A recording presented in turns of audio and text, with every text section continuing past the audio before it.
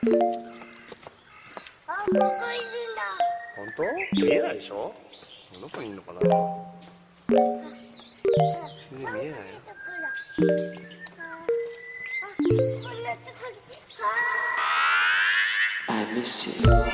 What's good, Internet? It's Monday, January 20th, and you are listening to a special episode of Waypoint Radio.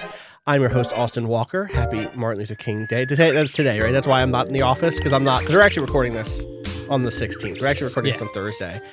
Early, to get this in the can so we can not come into the office on Monday. I'm joined by Cousteau here in the studio. Hi. And Patrick Klepek, Superstar Cop. That's my guess. My guess is Superstar Cop. Patrick Klepek. We should actually... Cousteau, are we going to end up spoiling this game for you? Yeah, we are. He's not even done day one. We're here to talk about Disco Elysium. I'm a sorry cop. I bet. I mean, I will say the best part is, in some ways we can't spoil it for you. Right. That was my thought. Yes and no. Like if we talk about yes and no. Yeah. Yes and no. It's fine. I've given in to the spoilers. It's fine. It comes with the territory of being part of the recording team for this. That's true. Yeah. So, hey, can you just load up your achievements? Can we just read those before we get into anything? I can do that. Do you have your stats on hand too? Where would I? Or do you have the game open? Can you open your game? I can open the game. Let's do the thing, achievements, and then I'll open the game. Achievements. I have 8 out of 21 achievements. Chivas. I have 9. Wow. Okay. All right, I'll go. Yeah, go ahead. I got them. I'll go. I'm not super high on like the new Steam interface. In some ways it's better, in some ways it's worse. So you click on there's an achievements thing at the top, but you click that, it brings you down to your like status or like your Facebook like stream, but then to the right it has achievements and it says view. You have to click through which there. is where you can find. Yeah. Mm-hmm. All right. So 9 of 21. Hyperstellar law official. Say 7 deranged superstar lines. Literally the sorriest cop on earth. Apologize 10 ! Times. Biggest communism builder. Employ critical theory 9 times. The world's most laughable centrist. Defend the political center 7 times. I don't know how to pronounce this. The art cop, say 5 art cop El Capo lines. del Arte. Capo del Arte? Del Arte, yeah. That's how I would say it. Yeah. That's how my character would say it. Oh, definitely. Goodest of the good cops. Really get Kim to trust you. Recruit Detective Kim Kitsuragi, Precinct 57's finest. The world's figurines finest. Won't, also. True. The figurines won't win her back. They do nothing. And then Fairweather T500 vitreous enamel suit up head to toe. I guess I have almost all of the same ones as you. I don't have centrist cop. What was the? Can you go over them real quick one more time? Here's what I have. Hyperstellar law official. Don't have that. What is that? What is hyperstellar law official? Say 7 deranged superstar lines. Yeah, so I don't have that. I would imagine I put a bunch of points in drama, which allowed me to do some really strange things. Yeah, I don't know if that's that. Go to your what page? Oh, if you open the game, there's a thing on the right-hand side of one of the stat pages, like one of the character. I think it's maybe your journal on the left or the right-hand side. It'll say RCM officer profile, and that gives you straight up how many times you answered each way, which is interesting. Instead of having Superstar Cop, I have the opener of the 8th seal, warn them of the coming end 8 times, which is Apocalypse Cop. Is that, okay. So that's, yeah. I thought maybe that was something you unlocked at the end when a certain thing occurs, and you can keep warning them about the big bug. Oh, I don't know. No. This is just Apocalypse Cop. We'll talk about the big bug for sure. Opener of the 8th seal, literally the sorriest cop on earth, biggest communism builder, El Capo del Arte, goodest of the good cops, recruit Detective Kim, the figurines will win her back in Fairweather, T500. So like almost exactly the same things that you got, except no. So it sounds like actually our playthroughs maybe not. We might end up having pretty similar far off. Yeah, I think our interests are pretty similar. I'll go down my list of stats. I did 4 super. So where am I? So I'm opening up my. It's like I think that in the game. In the game, yeah, in the game there is a page. I want to say it is I want to say it is your journal, like the quest page on the right hand side, maybe. And if it's not that, then it's the thoughts or it's one of the thoughts inventory journal or stats. Do you know what I'm talking about? On the right or the left hand side, it'll have RCM officer profile, then your name, your rank, and then a big list of numbers. At 4 superstar cop answers. Oh, okay, I got it. 8 apocalypse cop answers, 13 sorry cop answers, and 5 boring cop answers. 44 communist, 3 fascist, 3 ultra liberal, 4 moralist. Real hard on communism, it turns out. 38 good cop / bad cop, and 2 honor. The rest of that stuff, I think, is stuff that's inherited. 4 people killed is what I have. Do you 4 people killed also? Yeah, that's I think that's inherent to the character's background. Yeah. So what are your numbers here? Superstar cop 8, apocalypse cop 2, sorry cop 14, boring cop 5.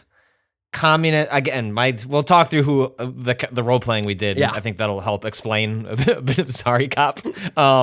Communist 23, fascist 8, ultra liberal 7, moralist 8, good cop bad cop 20, honor 5. I don't even know honor is an achievement. I don't know where you even get the honor points from. I don't know what good cop bad cop is. That's the thing that I'm curious about.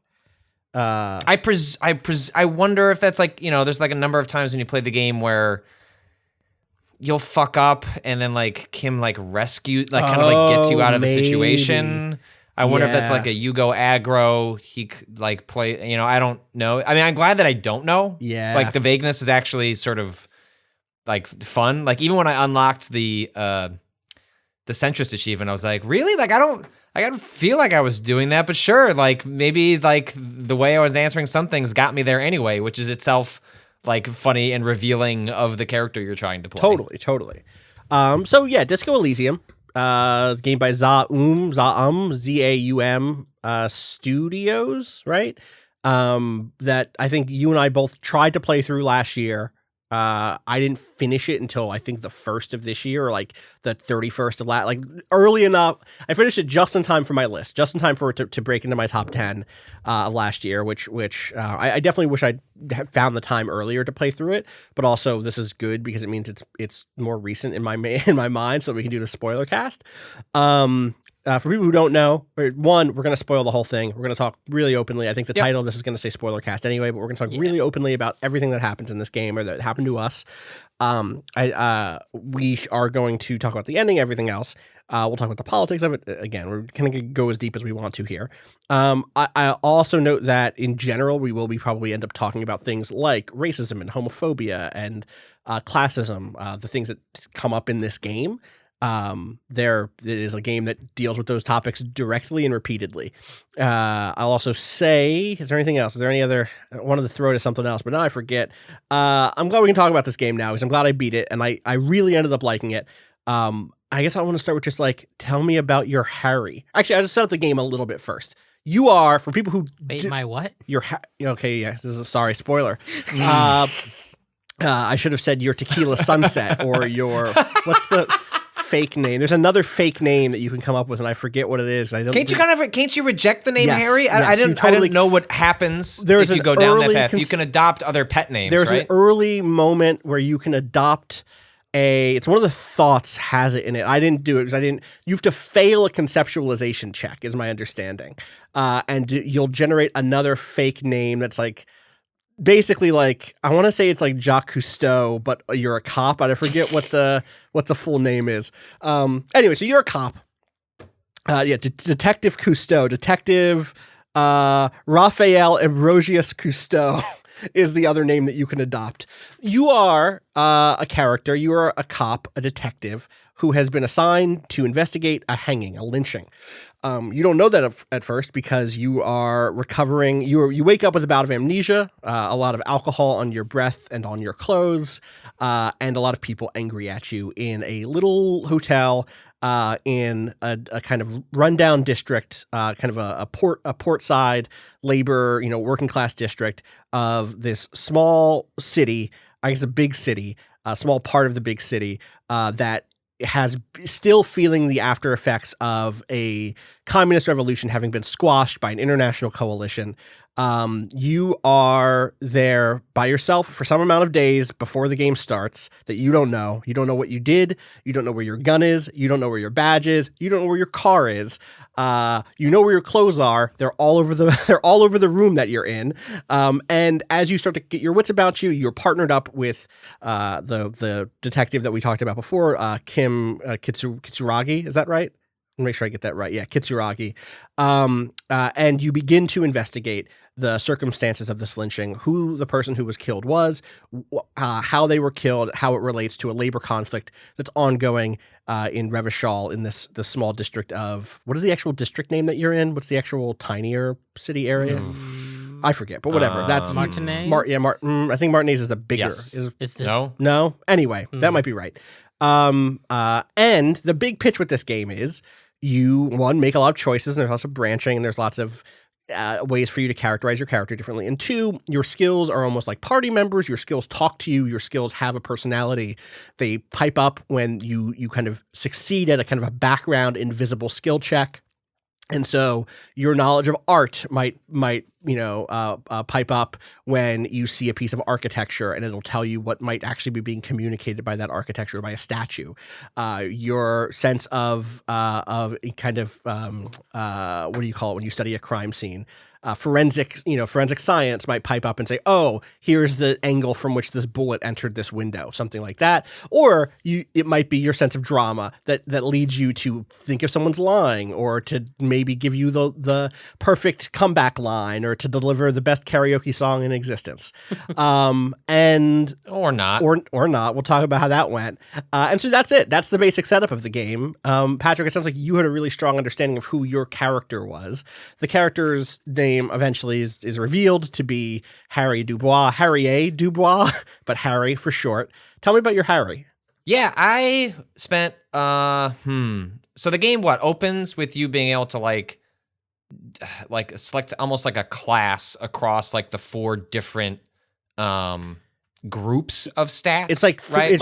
There's 3 archetypes: thinker, sensitive, and physical, which is like intellect, empathy, and physical. And then you can create your own also. And there's a 4th skill set there. Like there's in intellect, there's kind of like willpower, empathy, your heart, your soul. There's like your physical strength, but there's also like a kind of a physical like dexterity, for lack of a better word, for the 4th one. There's like interfacing with things, and it's kind of blurry. There's 2 kind of physical subsets, basically.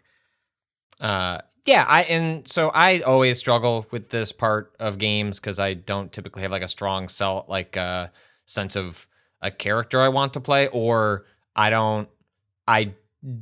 tend to discover that as I play the game and understand the boundaries that I'm able to work with within the game, as opposed to coming up with a strong sense of like background and like kind of character I want to inhabit before I click play, which is why I always get stuck on these screens and end up defaulting to certain types of character archetypes because that's what I'm used to, and then I can just move on to the next screen. Well, and it's also kind of tough because this game is all skills about all of the skills, and there's like 20 of them or more than 20 of them actually, right? Because it's 4 by 6, so 24. Yeah. There's 24 skills.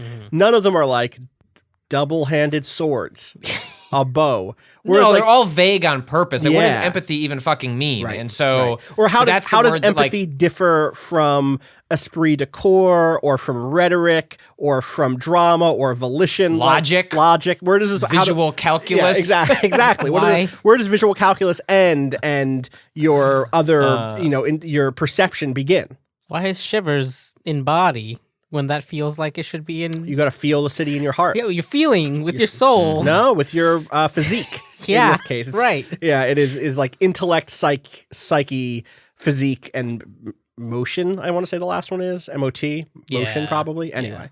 But yeah, so like, how did you? So in some ways, this is a good game for that, though, right? Like, because in the end, you do kind of craft your character as you go.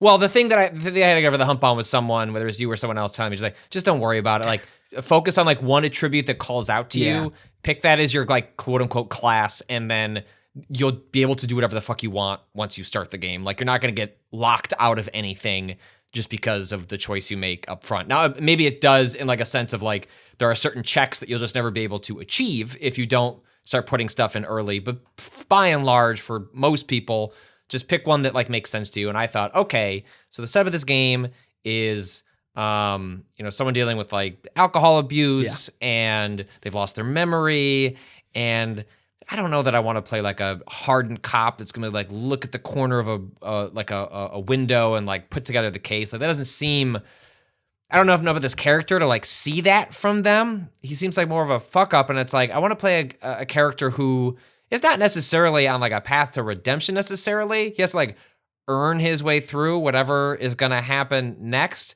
And so I really liked empathy as like the character trait I wanted to double down on. That seemed as a game that was all about talking to people that would lead to really interesting conversations. It would lead to like more meaningful conversation, especially in a world that is supposed to be like kind of sad and failed and fucked up. And you have a town that is not necessarily on the rise. Like a lot of people who are down on their luck and stuck for various reasons. It's like I'll start at empathy and then work my way out from there. And so like, that's sort of how I built my character. Was like, I started with empathy, which then also put me a lot of points into what's the other one? The not Espers. Inland Empire or Inland Empire. Yeah. Inland Empire was the one that kind of came along with I definitely. And so that's where I started mine. Yeah, I definitely had a similar thing where it was like, here's my one thing I know about this Harry.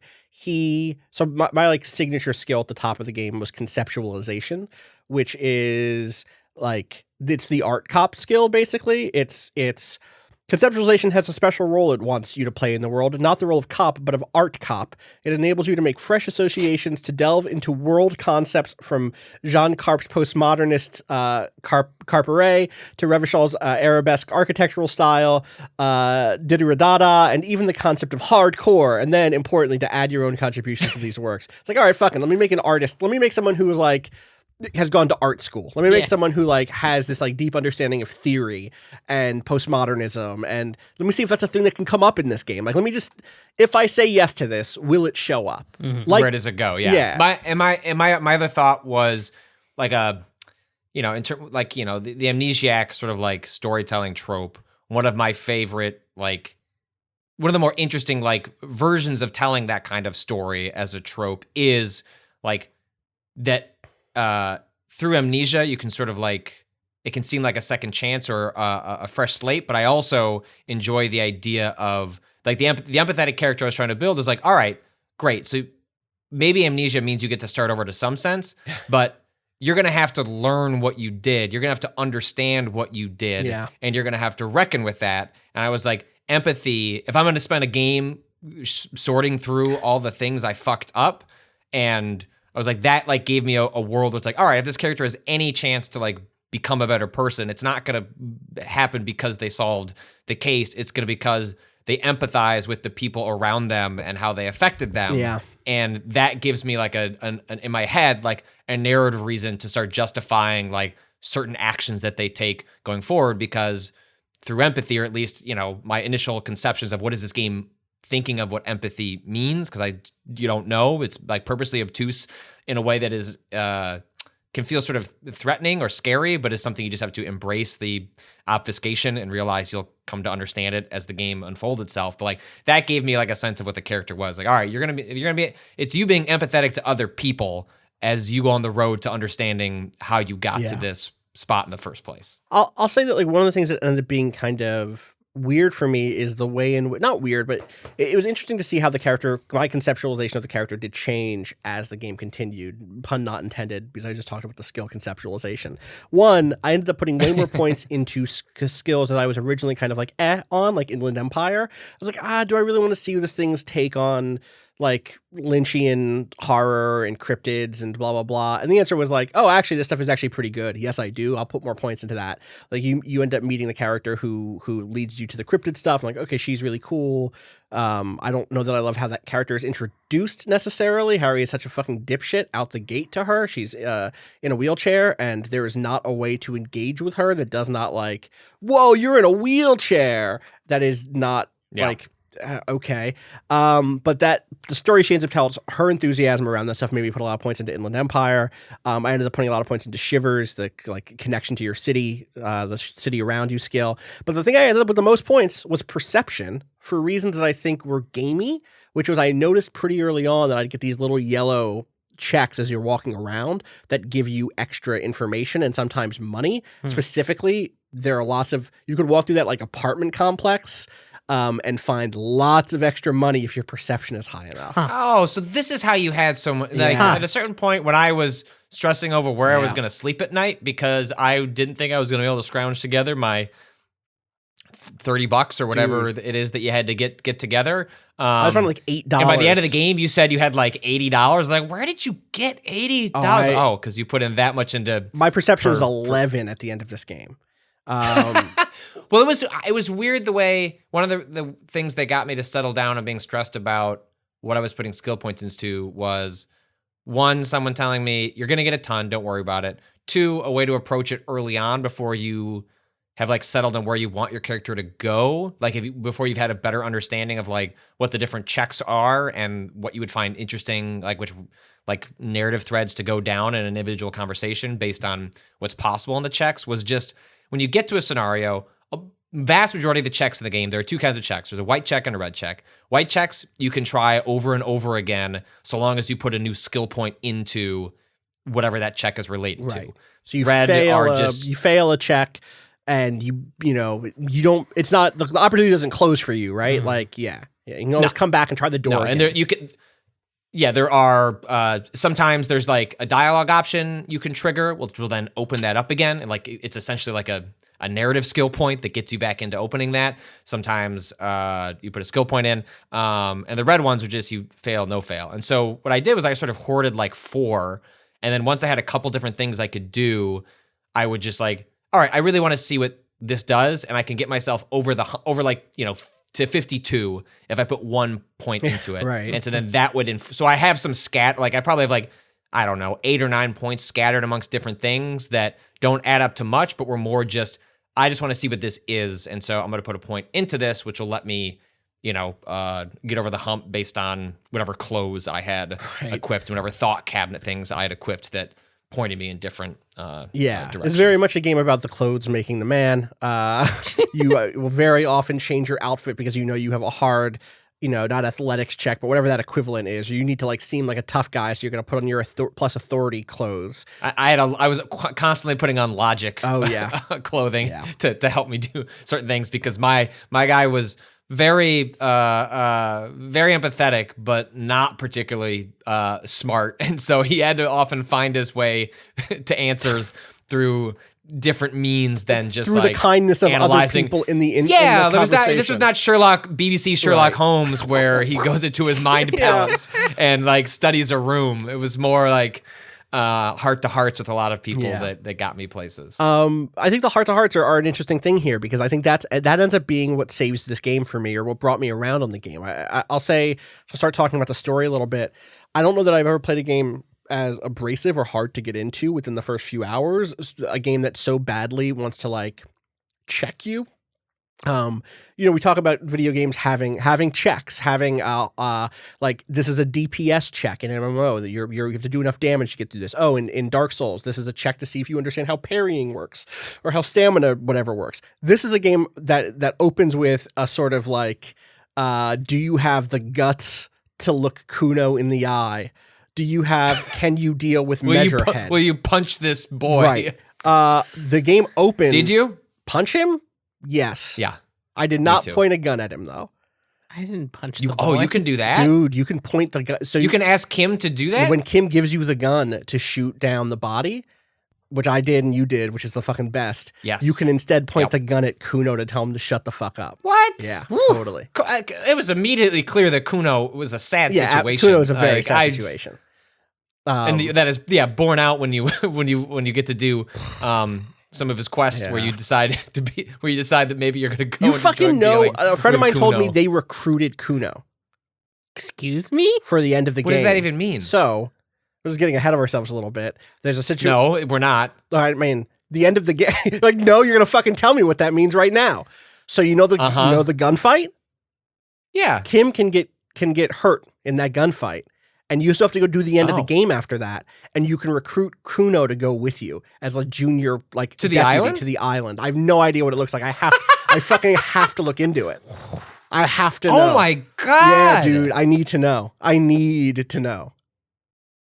His dialogue must be incredible with the old withered soldier on that island. Oh my god. Would he talk to the cryptid? I don't know. I don't know, Patrick. Does Kuno talk to the cryptid? This is it's fucking wild. Right, this is nothing. Poor Cousteau. Cousteau's like the cryptid. What the fuck are you talking about?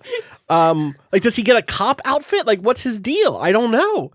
If Kim meets a bad end during the tribunal, landing in the hospital, Kuno can be recruited to act as your sidekick for the remainder of the game. The advantages are the hilarity of having the equivalent of a wound-up monkey jumping around on you all the time, and the opportunity to recruit him into the RCM, which nets an achievement.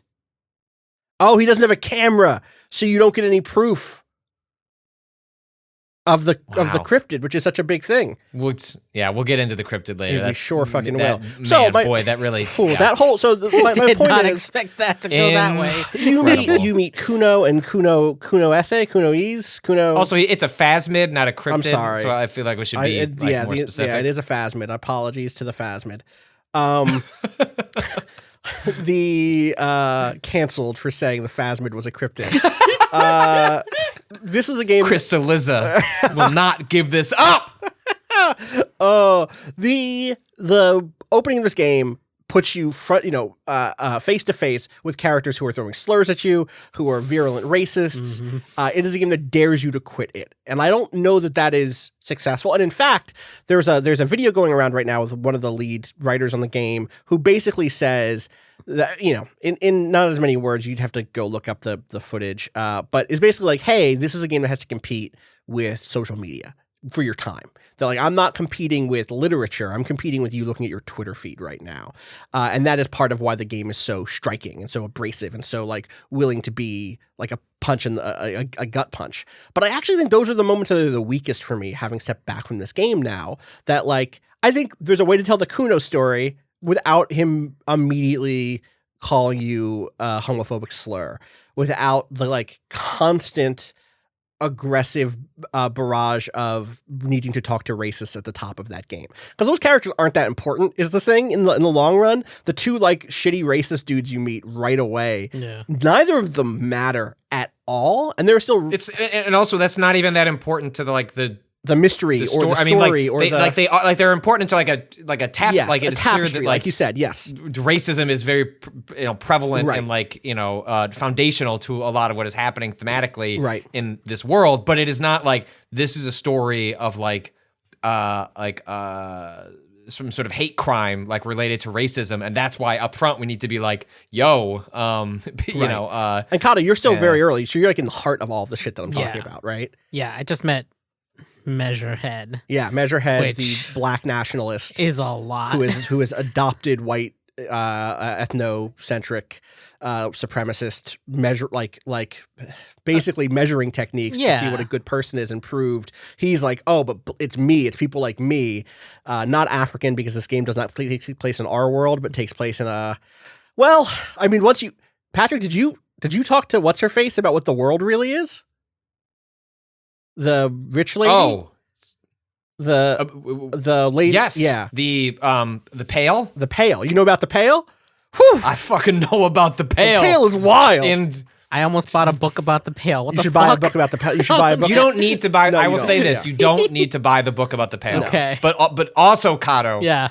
We'll get into this because we're gonna spoil part of it. We're gonna spoil it for you. Fine, but even the unveiling of what the Pale is you should not finish this game without doing it. Okay. Like it is that the church, the cryptid stuff, like the church.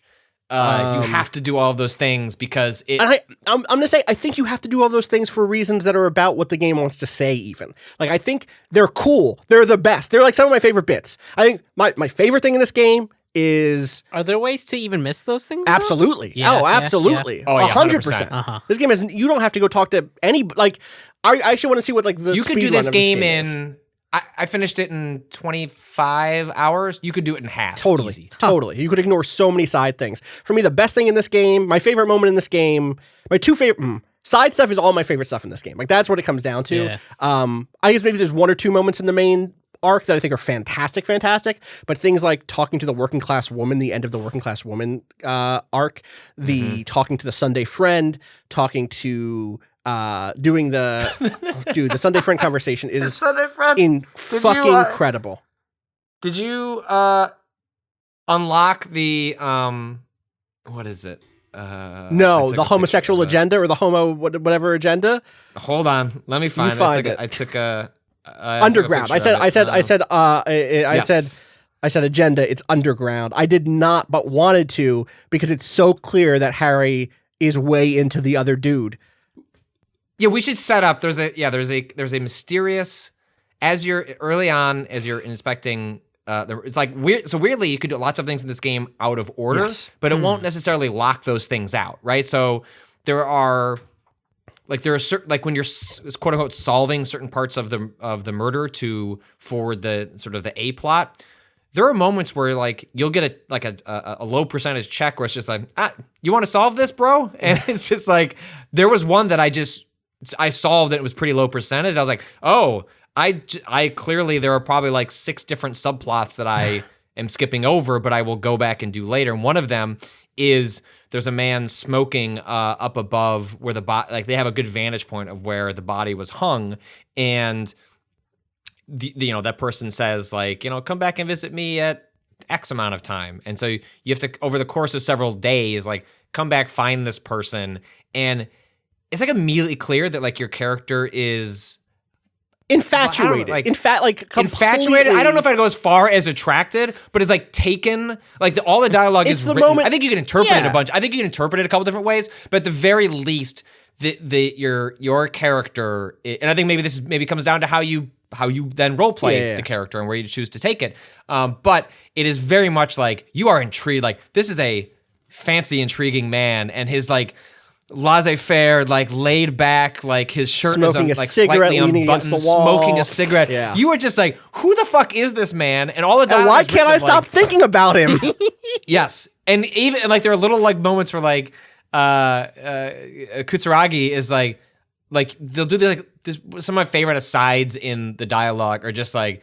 And Kim is looking at you strangely or is oddly intrigued by like what you're doing. And it's like even his observations of your character are like, you just can't get this person out of your head. And so there's a moment towards one of the last like sort of like bits you could do in the end game where yes, like the Sunday friend shows up again and you can choose to like, sign up to be part of, where is it? The thought that I have, maybe this is a different thing. The thought that I have that I unlocked but didn't learn because I didn't have the space for it was homosexual underground, which, based on the wiki description, is basically doesn't give you any stat boosts. So thoughts in this game are things that enter your mind. We talked on a previous episode about the way in which, like early on, one of the first things you can do is if you make choices that are about like not being a shitty patriarchal misogynist, the game will be like, oh, you're a fucking feminist, aren't you? You're like a big friend of the women, aren't you?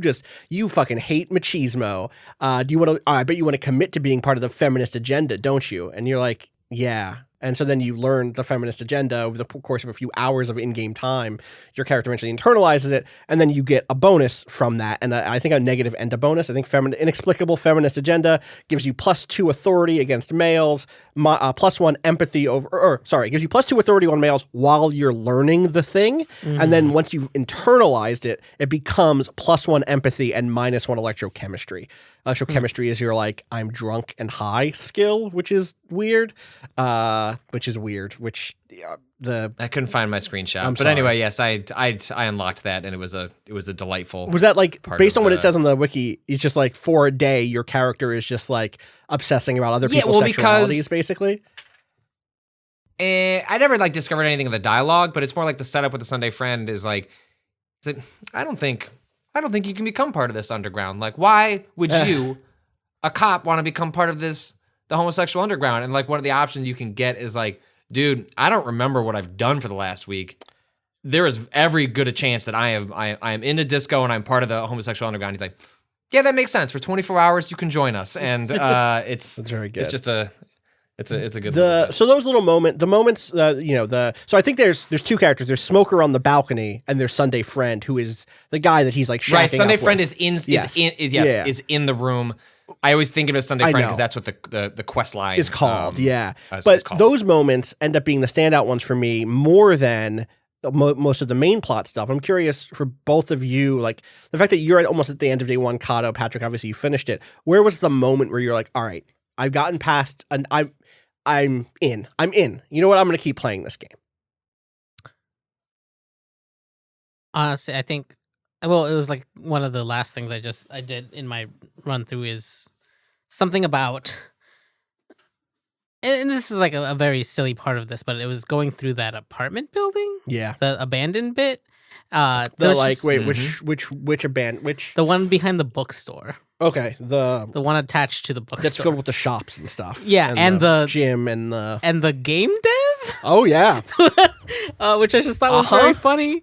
And it's just like, I don't know, it opened up the sense of this space in a way that I thought like, okay, there's gonna be more under here, because those first interactions can be pretty rough with the racist lorry driver and Measurehead. Yeah.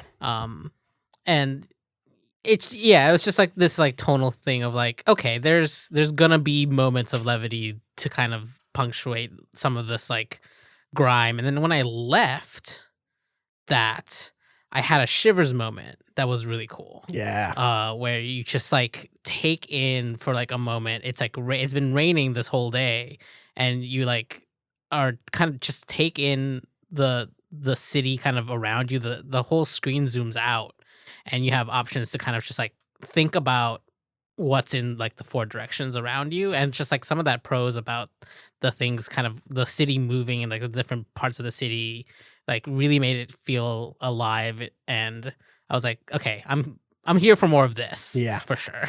Yeah. Patrick, how about you? Oh man, it's when you don't know how to get that body down, and there's a couple options. What were the other options? Because I only took one option. I don't know. Me either. I assume you could have tried to climb the ladder. I guess that makes sense. That's maybe one of them. But there, at least in my playthrough, and it sounds like you had this. I had a 3% chance, and it worked. Yeah, so I have to. This is after getting close. Yeah. So okay. So there's a body that is hanging, and it's too hard to approach it because it smells so bad because you're a shitty cop who's left it there for a week. Yep. And so you finally go up to it to examine it, and you puke all over the place. And then do you do it twice before you learn the Wait, plot? I lied. What? I lied about my thing. I'm so sorry. I have to this will be quick. Okay. It was opening the fucking clipboard. Oh, that moment's great. Opening the clipboard. And reading like your history and shit? Specifically reading the letter that's in the inside. Okay. The letter to you. I didn't know what was happening when I blacked out, and I thought the game reset because you're blacked out again the way that you are at the beginning. Right. But the fact that this thing, like something obviously another person affected the character that much was I did those two things back to back. It was like after I did that, I woke up and like went and explored that building, and I was like, okay, I'm in. You're in. I'm fucking in. That's a good back to back for sure. So Patrick, Sorry. yours is so Yeah. you go to approach this body to investigate it, to actually take a look at it. You get sick, you puke twice. If you don't fail, or you survive the check and you don't. Wow, puke, look at you, fancy. You are a superstar cop. My ass had to internalize a whole thought that was like garbage. It was what's it called? Shit. It was about shit. It is about shit. Because Kim tells you to get your shit together. Yeah. And it was like pneumatic shit compressor. That's is what it the is. thought or something like that. It is. Yeah. But that goes to show that this little exchange where like I never got that thought cabinet option because I succeed. Like it's like little things that like don't alter your like entire playthrough. Like, it's a simplistic analogy, but like Disco Elysium is in some ways right in line with like a Telltale game, in that like the A to Z is pretty much the same for everyone else, and then it's just that you're like you're turning dials in different directions along the way. That makes substantial, incredible differences to like the perception of the character and how you treat others. But like the actual like getting to A to Z is roughly the same, seemingly roughly the same for everyone else. But you did not puke at the legs of this fucking dude. I did not puke, so I did not get the shit thought cabinet. I mean, my thought cabinet might be made of shit, but and you I puked once or twice, and then I got the thing, and then I got close enough. I got that thought cabinet, and I puked again on a fucking like 72% chance. Amazing. So you still have to cut down. You still have to get to the body. Yeah, I haven't even gotten to the body. So you get to the body, you evaluate it, you get to like poke at it and kind of figure out what's going on as best you can, and then it's like, all right, time to get the body down. And yeah, like I was like, there was one where it was like, hey, Kim, give me your gun. Or like, let's shoot it down. And Kim's like, well, I don't trust you with the gun. And then he tries and misses. And he's like, come on, Kim, give me that gun. And he's like, no. I was like, come on, Kim, give me that gun. It's like, the first of many with a roll eye that like Kim gives your character over the course of this game. And yeah, there's this like shoot the tiny rope. And it's like a 3% chance, which makes me wonder, is it actually a 3% chance? Is it really possible that both you and I had a 3% roll and we both got it? Which I'm actually, I would be 100% okay if this game actually lies about checks sometimes. Yeah, totally. Because or if it was checking, what if it was checking a different thing? What if it was like, or you get a secret bonus if your inland empire is high enough, or you get a secret bonus if you're, you know what I mean? That'd be cool. I'd be down with it. I don't care. I don't mind. I'd be fine because like now I'm curious after people listen to this, like if you failed the check, like I'm so curious to know how do you get the body down, like what actually happens. And I'm sure because the way this game works is that there are no fail states, you fail forward, so I'm sure you missed that, and then another thing is like, all right, well now that we didn't do that, pull it down, shitty thing, maybe it hurts the body, maybe maybe you never get those boots if you don't shoot that thing. I definitely got those boots. And you roll it, it shoots, and the game does this thing every once in a while when it has certain types of checks where the UI goes away. It zooms in just very subtly, and then you get you basically like. Every time it did that, I thought I rolled the check, which is not true. Like it doesn't mean it was a successful check.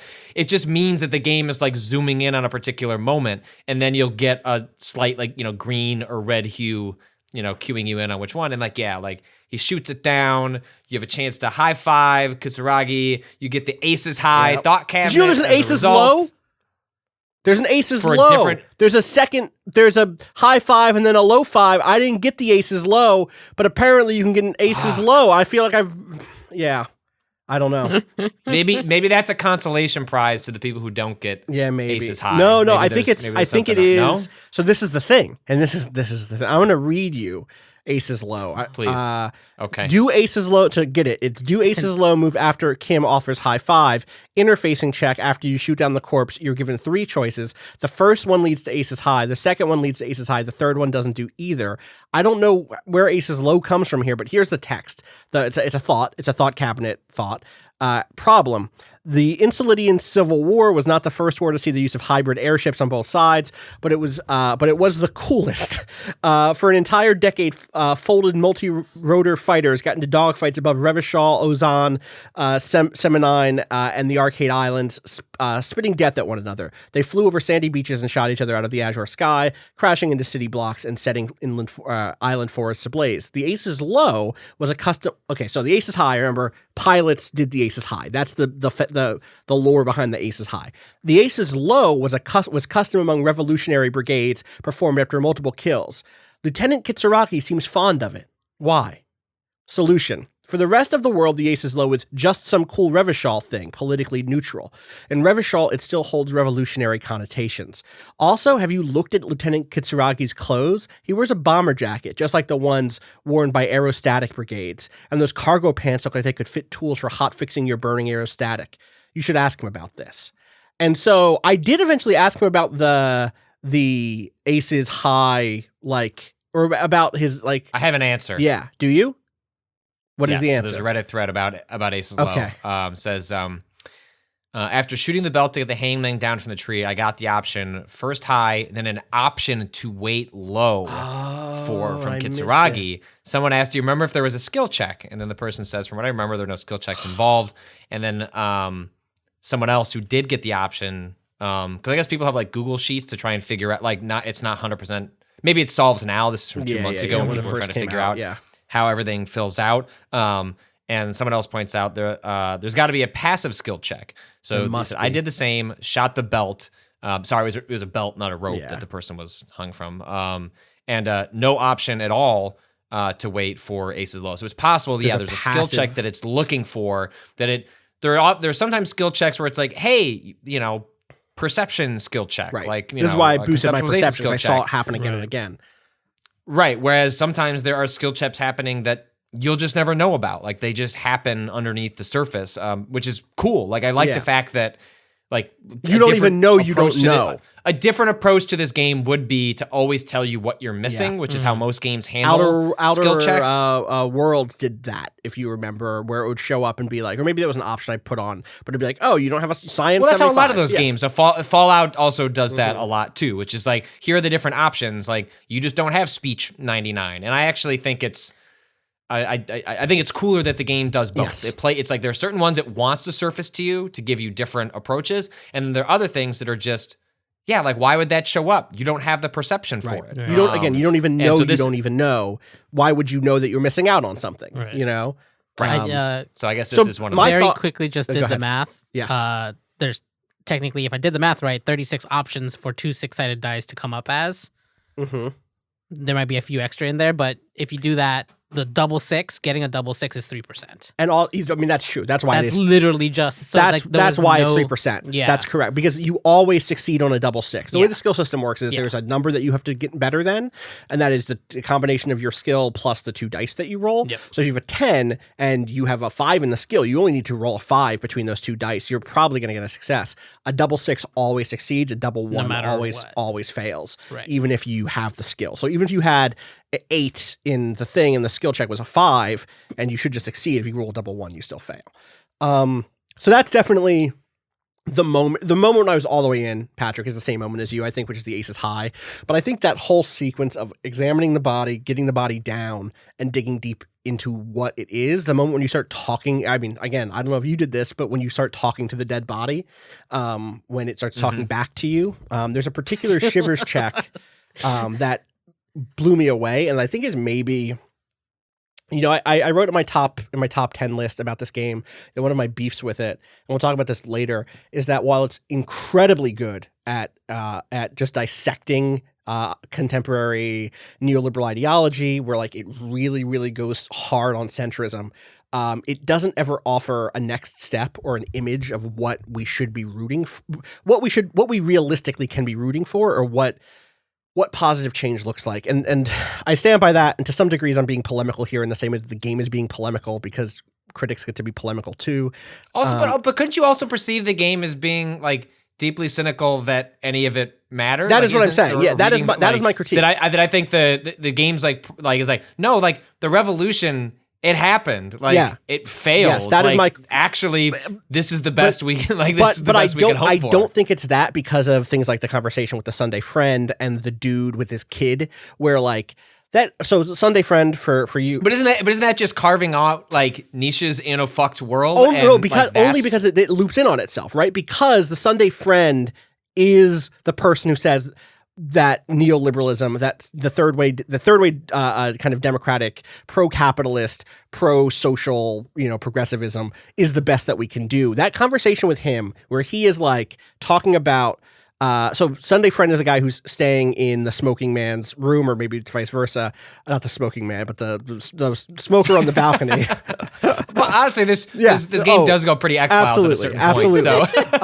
But you talk to him, and he is like an IMF bureaucrat. Basically, he's here to make sure that the money in Revachol does not become the currency does not become inflated or whatever. And I've never seen a character written with such incredible disdain, such a clear takedown of this style of American or Western European bureaucrat who wants to slowly bring the entire world into that system of being, where they are constantly demeaning everything that they say. Every nation, every person that they say, of course, there is the heart of a human in there. They're constantly at the same time putting them down. They're saying, like, of course, Revachol could one day become a state that's part of the global community. But really, what I mean is, it's going to be in a parole state indefinitely. It's so good at taking down that sort of centrism, even as it offers it to you. But what it, and I mean, these are the devs who got up and said, thanks to Marx and Engels. Do you know what I mean? Like, this is not, I think it is fair to say that what it's doing over and over again is a materialist, a Marxist critique of the world. But the thing about Marxist critique is it goes somewhere. And I think you're right, Patrick. And this is kind of what I said in the top. And I've seen people reject this. I've seen lots of people say, no, I think this game is still fundamentally communist. But the fact that you could play it, someone who is, politically left, not as far left maybe as me, but take away the fact that it feels like it's just kind of giving the finger to everybody and showing, pulling back the curtain and showing the world for the corrupt cynicism that it has. I'm not sure it's giving, I don't know that it's giving the finger as much as I think it's just deeply pessimistic yes. about the ability for I think middle finger implies that, like, fuck it, it's not worth trying. Like, I do think there is a revolutionary spirit that's like, oh, it is still worth trying, but it's pessimistic about the chances for meaningful change that would exist on a systemic level, as opposed to just, hey, there are certain parts you can of do the good world in your you life, can make better. Right. Or you can do good for you or the people around you. But that is the third way. That is the thing that is so frustrating to me, is the thing that people are talking about there. That is not even like localism. That is not even like anarchist commune shit. Like, that is literally just philanthropy. That is just, hey, be nice to the people in your life. The systemic stuff is bigger than us anyway, bud. Like, you do your best to make people feel better. And for a game that has such a strong revolutionary spirit and that can so vividly draw your attention to systemic injustice, to not have some other gateway. This is, again, why I make that case. What I'm building to, though, is that I do think that there might be a through line of what comes next. And I think it begins talking to this dude who's hanging, the hanged man, who is the guy that has been killed, and you're like talking to his spirit, basically. He says, looking at my face, motionless, looking into my eyes, standing here, why are you investigating my murder? And I say, maybe this will lead to something indescribable, unforeseen, miraculous. And the hanged man says, ha, the clown lips on the corpse appear to smile. The face rotates before you slowly. And I pass this easy shivers check. And the shivers check says, something is on its way, something hidden. It's coming, a miracle from the northwest. And it's almost here. You can feel it in the air on your hands, the cold spring air smoothing them over. And that thing, of course, ends up being, I almost said cryptid again, I'm sorry. The phasmid is literally the thing coming from the northwest. And it's also written about in this way that you see Marx writing about the spirit of communism coming, the way that Hegel writes about the spirit of history. And I think that it's so fascinating that the one moment in this game that I have to say is fundamentally optimistic about people and about the history in the world is the very ending, where if you go the path that Patrick and I went down, you get a giant stick bug that shows up. And that experience of you recognizing something that is fundamentally non-human, still value is life that you're supposed to value, is sort of a like, one of the big through lines of this game is struggling with humanism.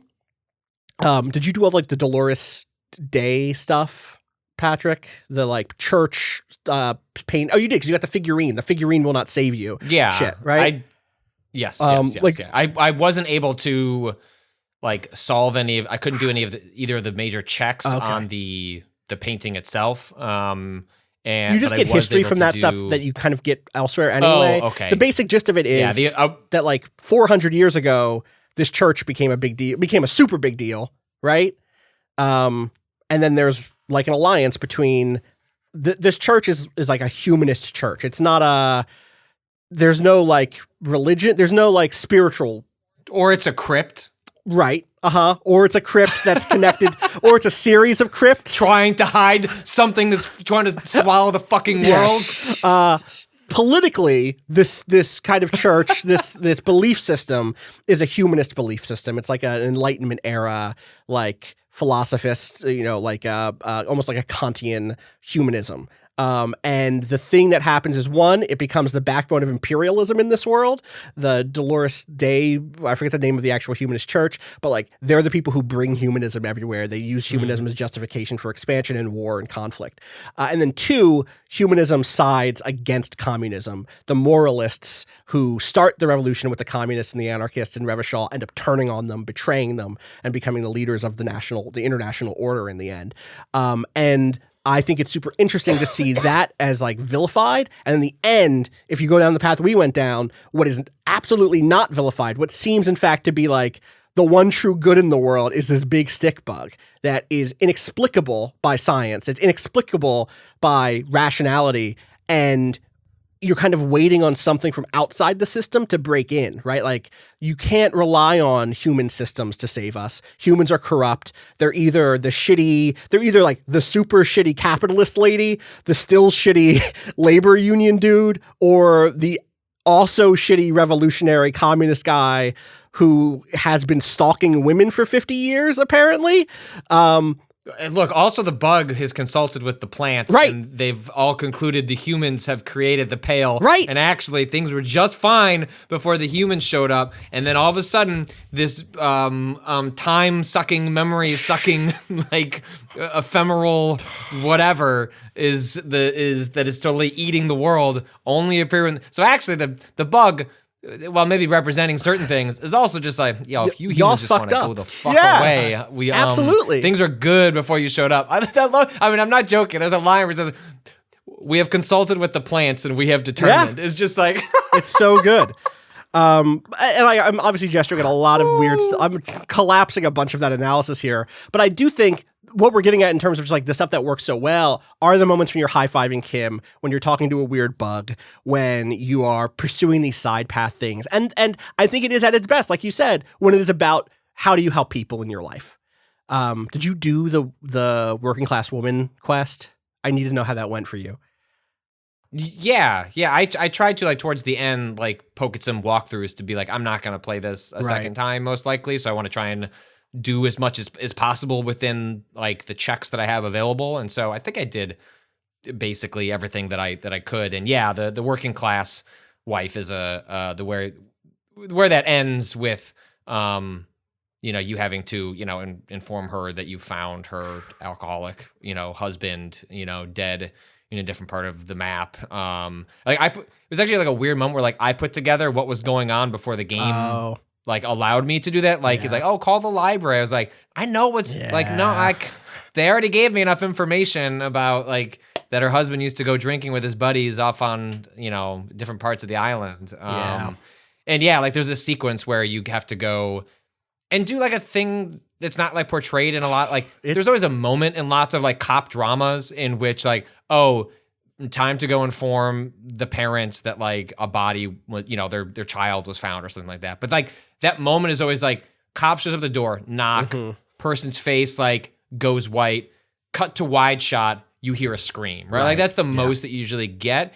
And like Disco Elysium at its best in all sorts of different instances is not wallowing, but like staying in those moments. And you stay in this moment where this comes at a time in the arc of the game where your partner, where Kutsuragi, like he still looks at you as a fuck up, like no matter how you're playing the character, because like there's a world where you're playing as a character that like didn't have a past very recently where you were a fuck up, but you're starting to put together enough things in a certain way that he has like kind of goes from like a begrudging respect to like an actual respect, and he tries to like talk to you about like how to do your job in a very empathetic way. And like one of those, like before you go in, he's like, how, we should talk about how you're gonna, like, one, you're gonna be the person that does this. Like I'm not gonna do this. He's almost like asking you to step up. He's like, listen, this is it.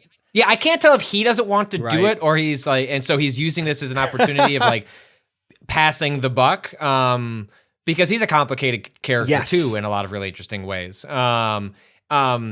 But regardless, like it's a moment where, and I'm so curious, this is something we should touch on because I know this is where some of the criticisms of the game come from, of like, it's a game where you can play lots of different characters. And I still think it falls into the trap where like most people are going to play a certain type of character and have a certain type of experience. And I'm then thus never really exposed to how, or rarely exposed to how the game deals with the language of its more extreme elements of what it allows you to do as a role player. And so like on in one version of this is like, I think you can't be like an asshole when you're revealing it, but you can like fumble it and like not be as sympathetic as you probably could be. Yeah, could be. Or should be. And then on the other extreme end of that, for like how the game handles various things is like I didn't play as a fascist, but like the game certainly can let you, is tracking and is incorporating that. And there's a write-up out there about that. I think I want to say US Gamer ran a piece that's like, I played as a shitty racist. Okay. Here, it doesn't go well for you. Like everything is miserable for you. This is not a heroic thing, whereas at least if you do the communist run, which makes sense, like there's nothing about the game that suggests it would do anything otherwise, but I'm still curious, like how does it treat the length? Like is it just at the end of the day, it didn't work out for you, or like how, it's just like in games that like this is a game that's explicitly political as opposed to just implicitly political. It's not subtext, it's subtext and text, but like along the way, how is it handling reactions to your actions, which the game mechanically has a built-in great way to comment on your actions, which most games don't, right? Like most games only have NPCs to respond, in which that gives a limited response for writers to comment on the actions of the often players, it can feel forced, right? Because it's like, oh, now the person who is now Parvati is talking, and I'm not dissing Outer Worlds. This is any RPG where it's like, oh, this is Cassandra represents the church. Meanwhile, Liliana represents the spies, and so those are the different perspectives. This still does that, but you have 26 voices in your head or whatever, and so that's a lot of ways to weigh in. I think the working class woman, kind of finale speaks to that, because the whole time different parts of your brain are like freaking out. They're like, all right, we cannot fuck this up. Like I cannot say the wrong thing here. Like I think what you should do is bring up her kids. And then another part of your brain is like, no, don't bring up her kids. She used to go talk to her kids. That felt like a boss fight to me. I've never wanted to get through a conversation more cleanly and more correctly than that. And I also think it's interesting because did you get through it? Did it go all right for you? Well, no, I did, but like part of what is really clever about the way it even structures the dialogue choices is that in most games, and this is even true of Disco Elysium, I don't know, 95% of the time, is like you can exhaust all the options and go back and like the previous options that were there, or like major choices or like checks will still exist. Sometimes there aren't. Yeah. Sometimes it's only forward. Or sometimes because you go down a path, you end up getting like some of the ways that the checks work is that like when you hover over it, you can make a check easier because like you've learned about X, Y, and Z. But then sometimes you can make a check harder because you've learned about X, Y, and Z. And so like you doubt yourself more because you heard the suspect say something that makes you believe that they're innocent. And so now you believe, my greatest regret in this video game was that at the conclusion of the arc of the cryptozoology quest, is that when you go to return to talk to, what's her name? Not Leslie. It is an L name though. I forget her name. The wife. And the conclusion of that arc is that the reason she got together with her husband was because she had a story when she was a young girl that she thought she saw a phasmid. And just like a lot of stories that we have as kids where you think you see something and it becomes some level of permanence. And she had told that story and like that's like on a date. And then it turns out he was into like studying like cryptozoology and phasmids and cryptids. And like she's been telling a lie that's at the core of like their attraction to each other initially her whole life. And I was going through the dialogue choices and there's one where it's a skill check, which is like tell her that reassure her that like the core of her marriage is not foundationally built on a lie, and that actually what you built out of that means more than like a silly story. And I went down different dialogue paths, and when I came back, it was gone. Like, and it resolved itself, and it still resolved itself like okay, but I didn't get to like have that moment, and it was a 98% like. skill check. Like it was, which is why I was like, well, I'll just come back to this. Nope. Like that's swish. And I looked, it was one of the rare times I was like, I'm going to go back to an old save. My old save was from 2 hours ago. Like I hadn't had an auto save. I had nothing recent and I just had to live with it and made me feel so shitty. But it's like, it's inconsequential to like any of the A plot, but that is the thing I will think about Forever. a year from now when I think about that game, which is a testament to its writing, to like the investment you get with like what would seem like silly side quests. Totally. So let's take a quick break and then we'll talk more about some of our favorite stuff. We'll be right back.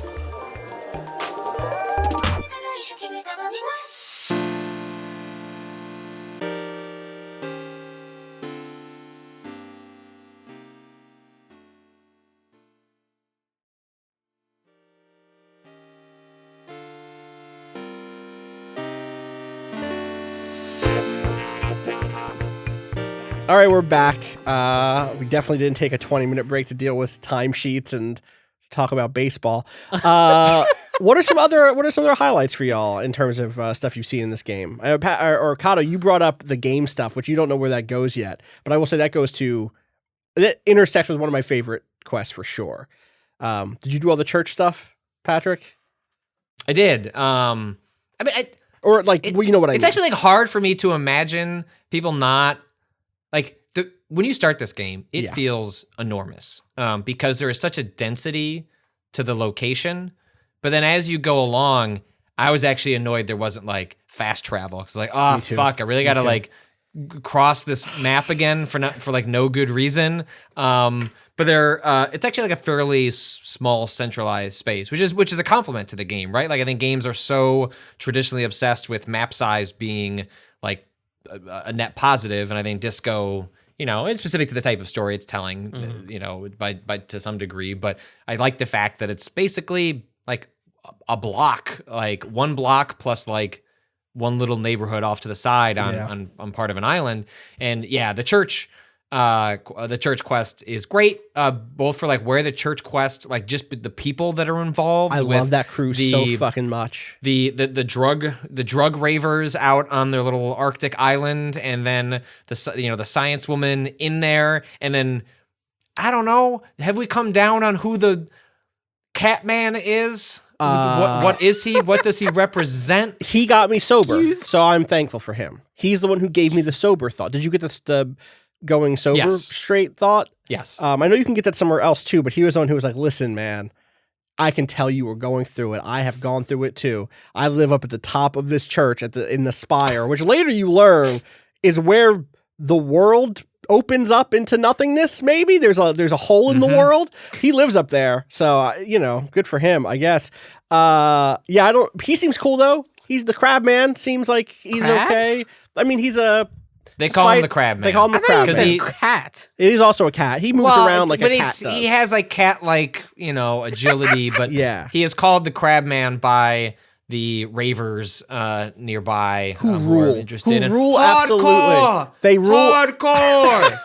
They are Eggman for president. Absolutely. He rules the leader, like not the leader. Well, so there's two leaders, right? Because there's Noid, who seems like he's the leader, who seems like he's the other character in this world who feels like he's thought a lot about this world and is trying to figure out what do you do in it. And the answer is do a lot of drugs and start raving in a church, unless a cop comes around and says you can rave in the church, but please don't start cooking up meth in there. Is that what you did? That's what I did. That was the compromise. I was like, let me make the compromise. Let me be compromise cop and bring the game dev and also the game dev who was researching a hole in the earth and also the ravers in. Did you get the whole story on what's her name? The not Suna. What is the lady who's with that crew? She's the one who's like not in the tent, but is part of the crew.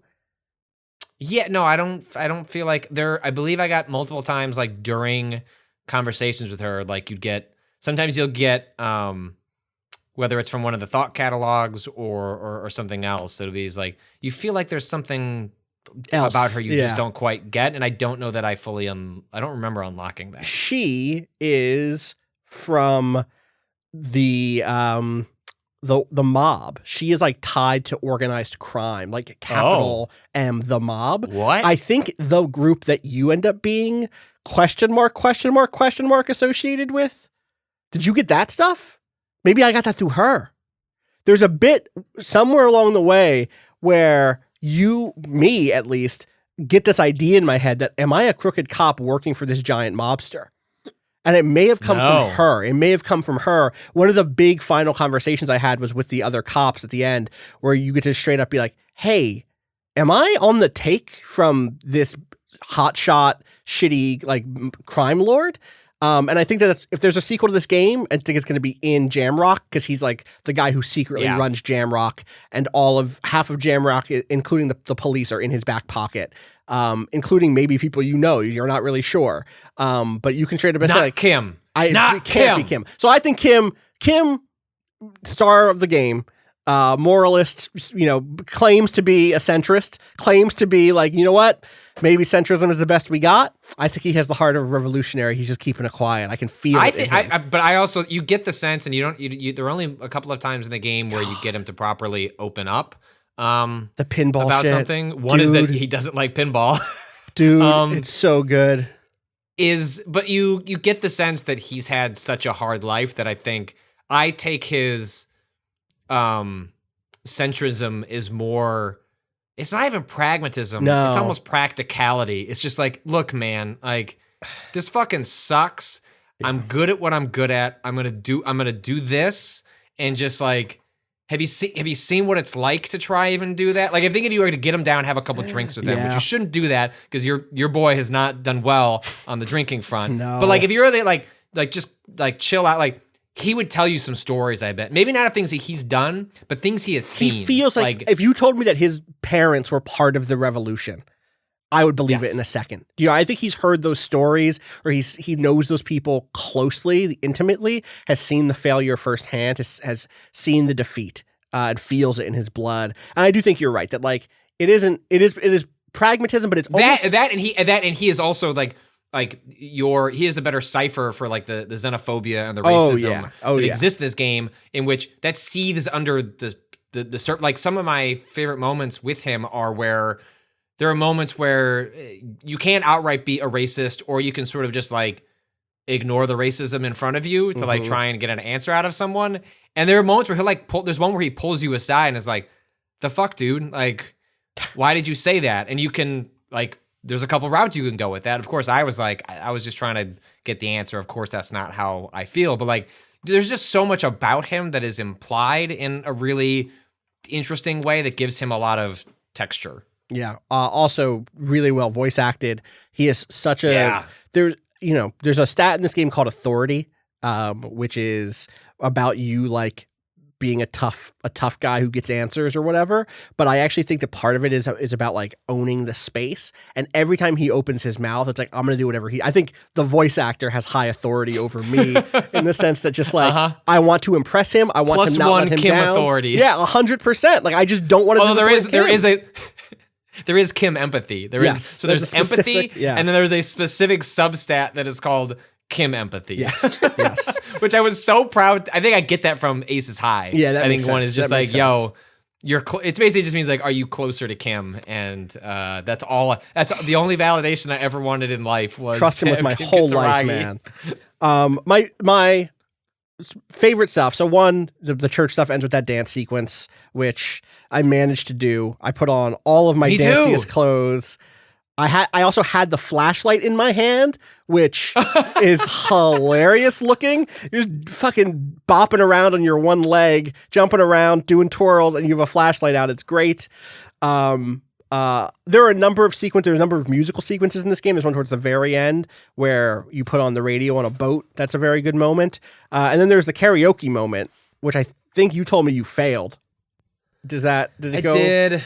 I was trying to find. I thought I took a photo of the dance sequence when you can get Kitsuragi to dance with you. Oh, I didn't. Oh no, I missed that. So I did all. You didn't get that? No. So I did. So that's. I think it's an authority. I think it's an authority check. He wasn't there with me. I did all of that church shit after he went to bed. I did all of it without him because I realized so this game is not a real time clock, but this game is a clock that when you talk to people, time advances.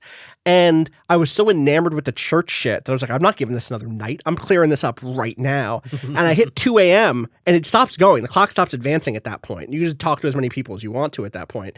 And so I did, and I finished it without Kim. I went back the next day. And I wish there was not, but I wanted there to be a thing where I could have broken down for Kim what had happened. Like, Kim, you got to meet these people. These people are great.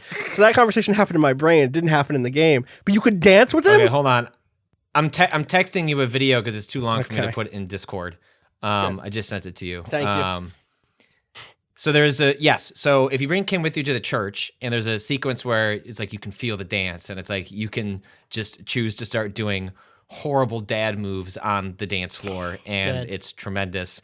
And then I think it's an authority check where you can essentially keep peer pressuring Kitsuragi to like get out on the dance floor with you, and then he's so reluctant, and then eventually you can get him to do it, and he just busts a fucking move. Yes, look at him doing that step. Oh, I love it. Oh, this is me just cackling into my phone. Wow, he actually says, now check this shit out. Because he did 15 years in juvenile. Yeah. Yes. Amazing. Kim Kitsuragi, I understand. People are usually afraid to do things if others aren't already doing them.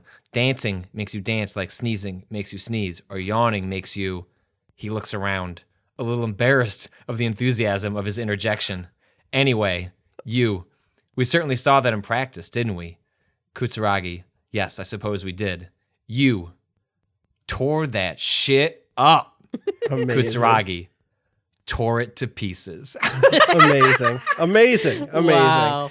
God. Next dialogue piece. Tell me about the egg. That whole sequence is great. My favorite moment in the game's main story, I guess there's two. One is the big conflict, the big confrontation. But even before that, the moment your skills fail you is incredible. Kato, this is maybe the biggest spoiler that we have. All right, I'm ready. But I can kind of go. I don't know. There's a fucking bug and shit. Yeah. Well, you could miss the bug. You can finish this game without the bug, which is again. You can miss the bug, and also, we won't spoil like when it happens. You will still be in utter awe at the way the sequence plays out. Like the moment it occurs, there's no way. Kato, you're gonna and if anything, we have given you a gift, which is that you're like, cool, I'm waiting for it. Yeah. And you're like, fuck, did I fuck it up? Did I miss it? And then when it happens, a lot of weird shit's happened. Going to lose your mind. Good. Great. I'm ready. One of my favorite moments in the game, I keep saying my favorite. One of my favorite moments in the game is while you're talking to Klasje. How do you pronounce her name, Patrick? Class. Which one? Is she? The lady on the roof? Kind of a big deal? Kind of like the blonde? Oh, yeah, I don't know if they ever pronounce her name. Yeah, I don't know if they do either. It's Klaasje, which I don't know how to pronounce. Klasia, says the internet. Klasia. That makes sense. There's a moment, so to set that up a little bit, she is an important figure who has history with the victim. And you're trying to you interview her a number of times, and each time you get a little bit more detail about what had happened. Kind of one of the things that develops over time is that you eventually learn that there's a bunch of people who are taking responsibility for the death of this guy. And they are basically saying, you can't arrest us all. And we had a good reason to do it. Without getting into the reason, it's about a crime that he supposedly committed. And over the course of time interviewing those people, also note, I really love where that relationship ended up for me. The relationship with the kind of labor cops, the kind of union cops, ended up with a good buddy cop vibe at the very end. I don't know if you got that too, but there's a handshake that felt good. It felt earned to me, that I kind of earned their respect. But there's a moment with Claudia where you realize, where your volition, my volition anyway, realized that I couldn't trust my empathy. Like, there's a bit where it's suddenly like, hold on, wait a second. I see if I have the exact screenshot. I think here it is. I don't have the full lead in here, but light brown eyes look back at you directly into the space behind your eye sockets. You see the smoke rises from between her painted red lips. She's beautiful. I have bad news for you. You, what?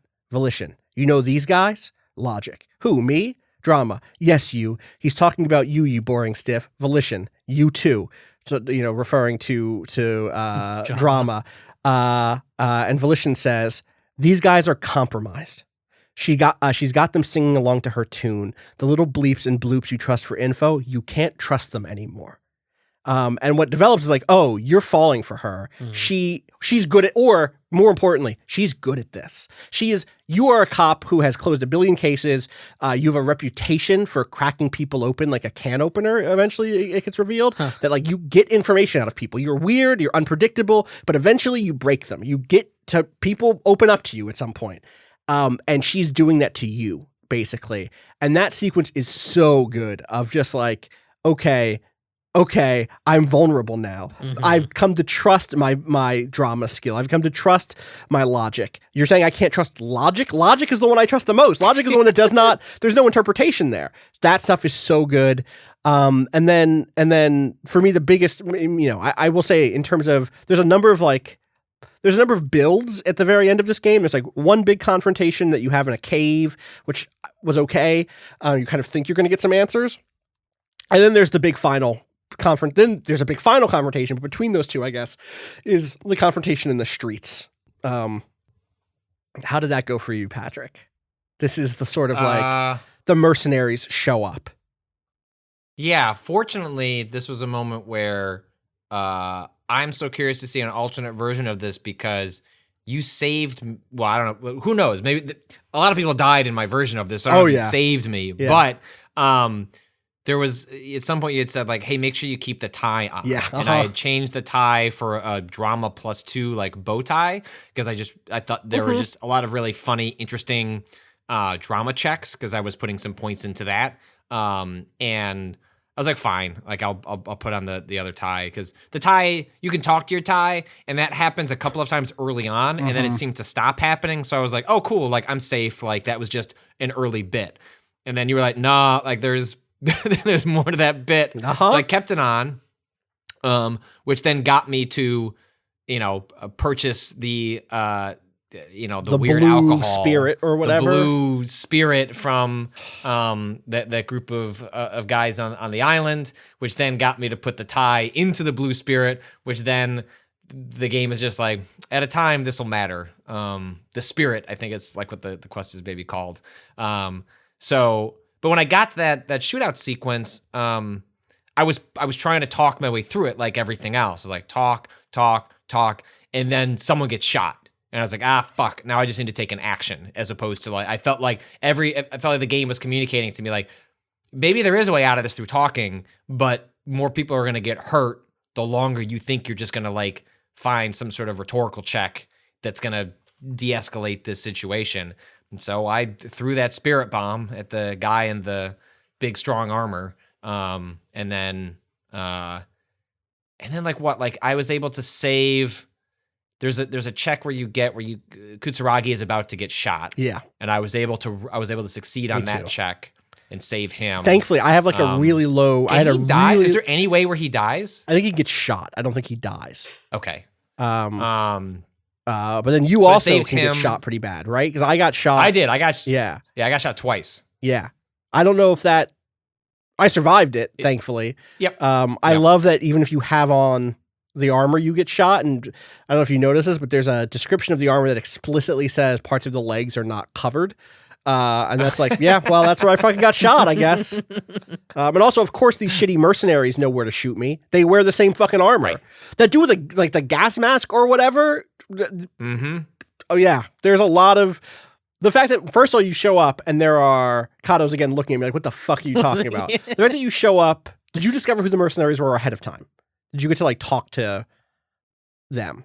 No, I never found their meetup. You can find their meetup? No, they're just one of them is just in the world. It's the shitty dude. It's the guy with the protesters. Well, I definitely I concluded that the guy who is pretending to be Yes. Like to encourage the scabs to go take the jobs, like there's a dialogue option that's like, are you wearing a watch? Like, you know, are you talking to someone? And like put together that he was part of that group, but that dialogue option didn't like go much further than that. Can you find out? I mean, can you learn more than that? Yeah, because I mean, you can learn more from, I want to say from Clausia, because he's the dude's brother. He's the adopted brother of the dude who got hung, the dude who got lynched. And so you can use that in the conversation to steady yourself ahead of the Molotov. I don't think I had. And like you can try to draw that whole conversation out.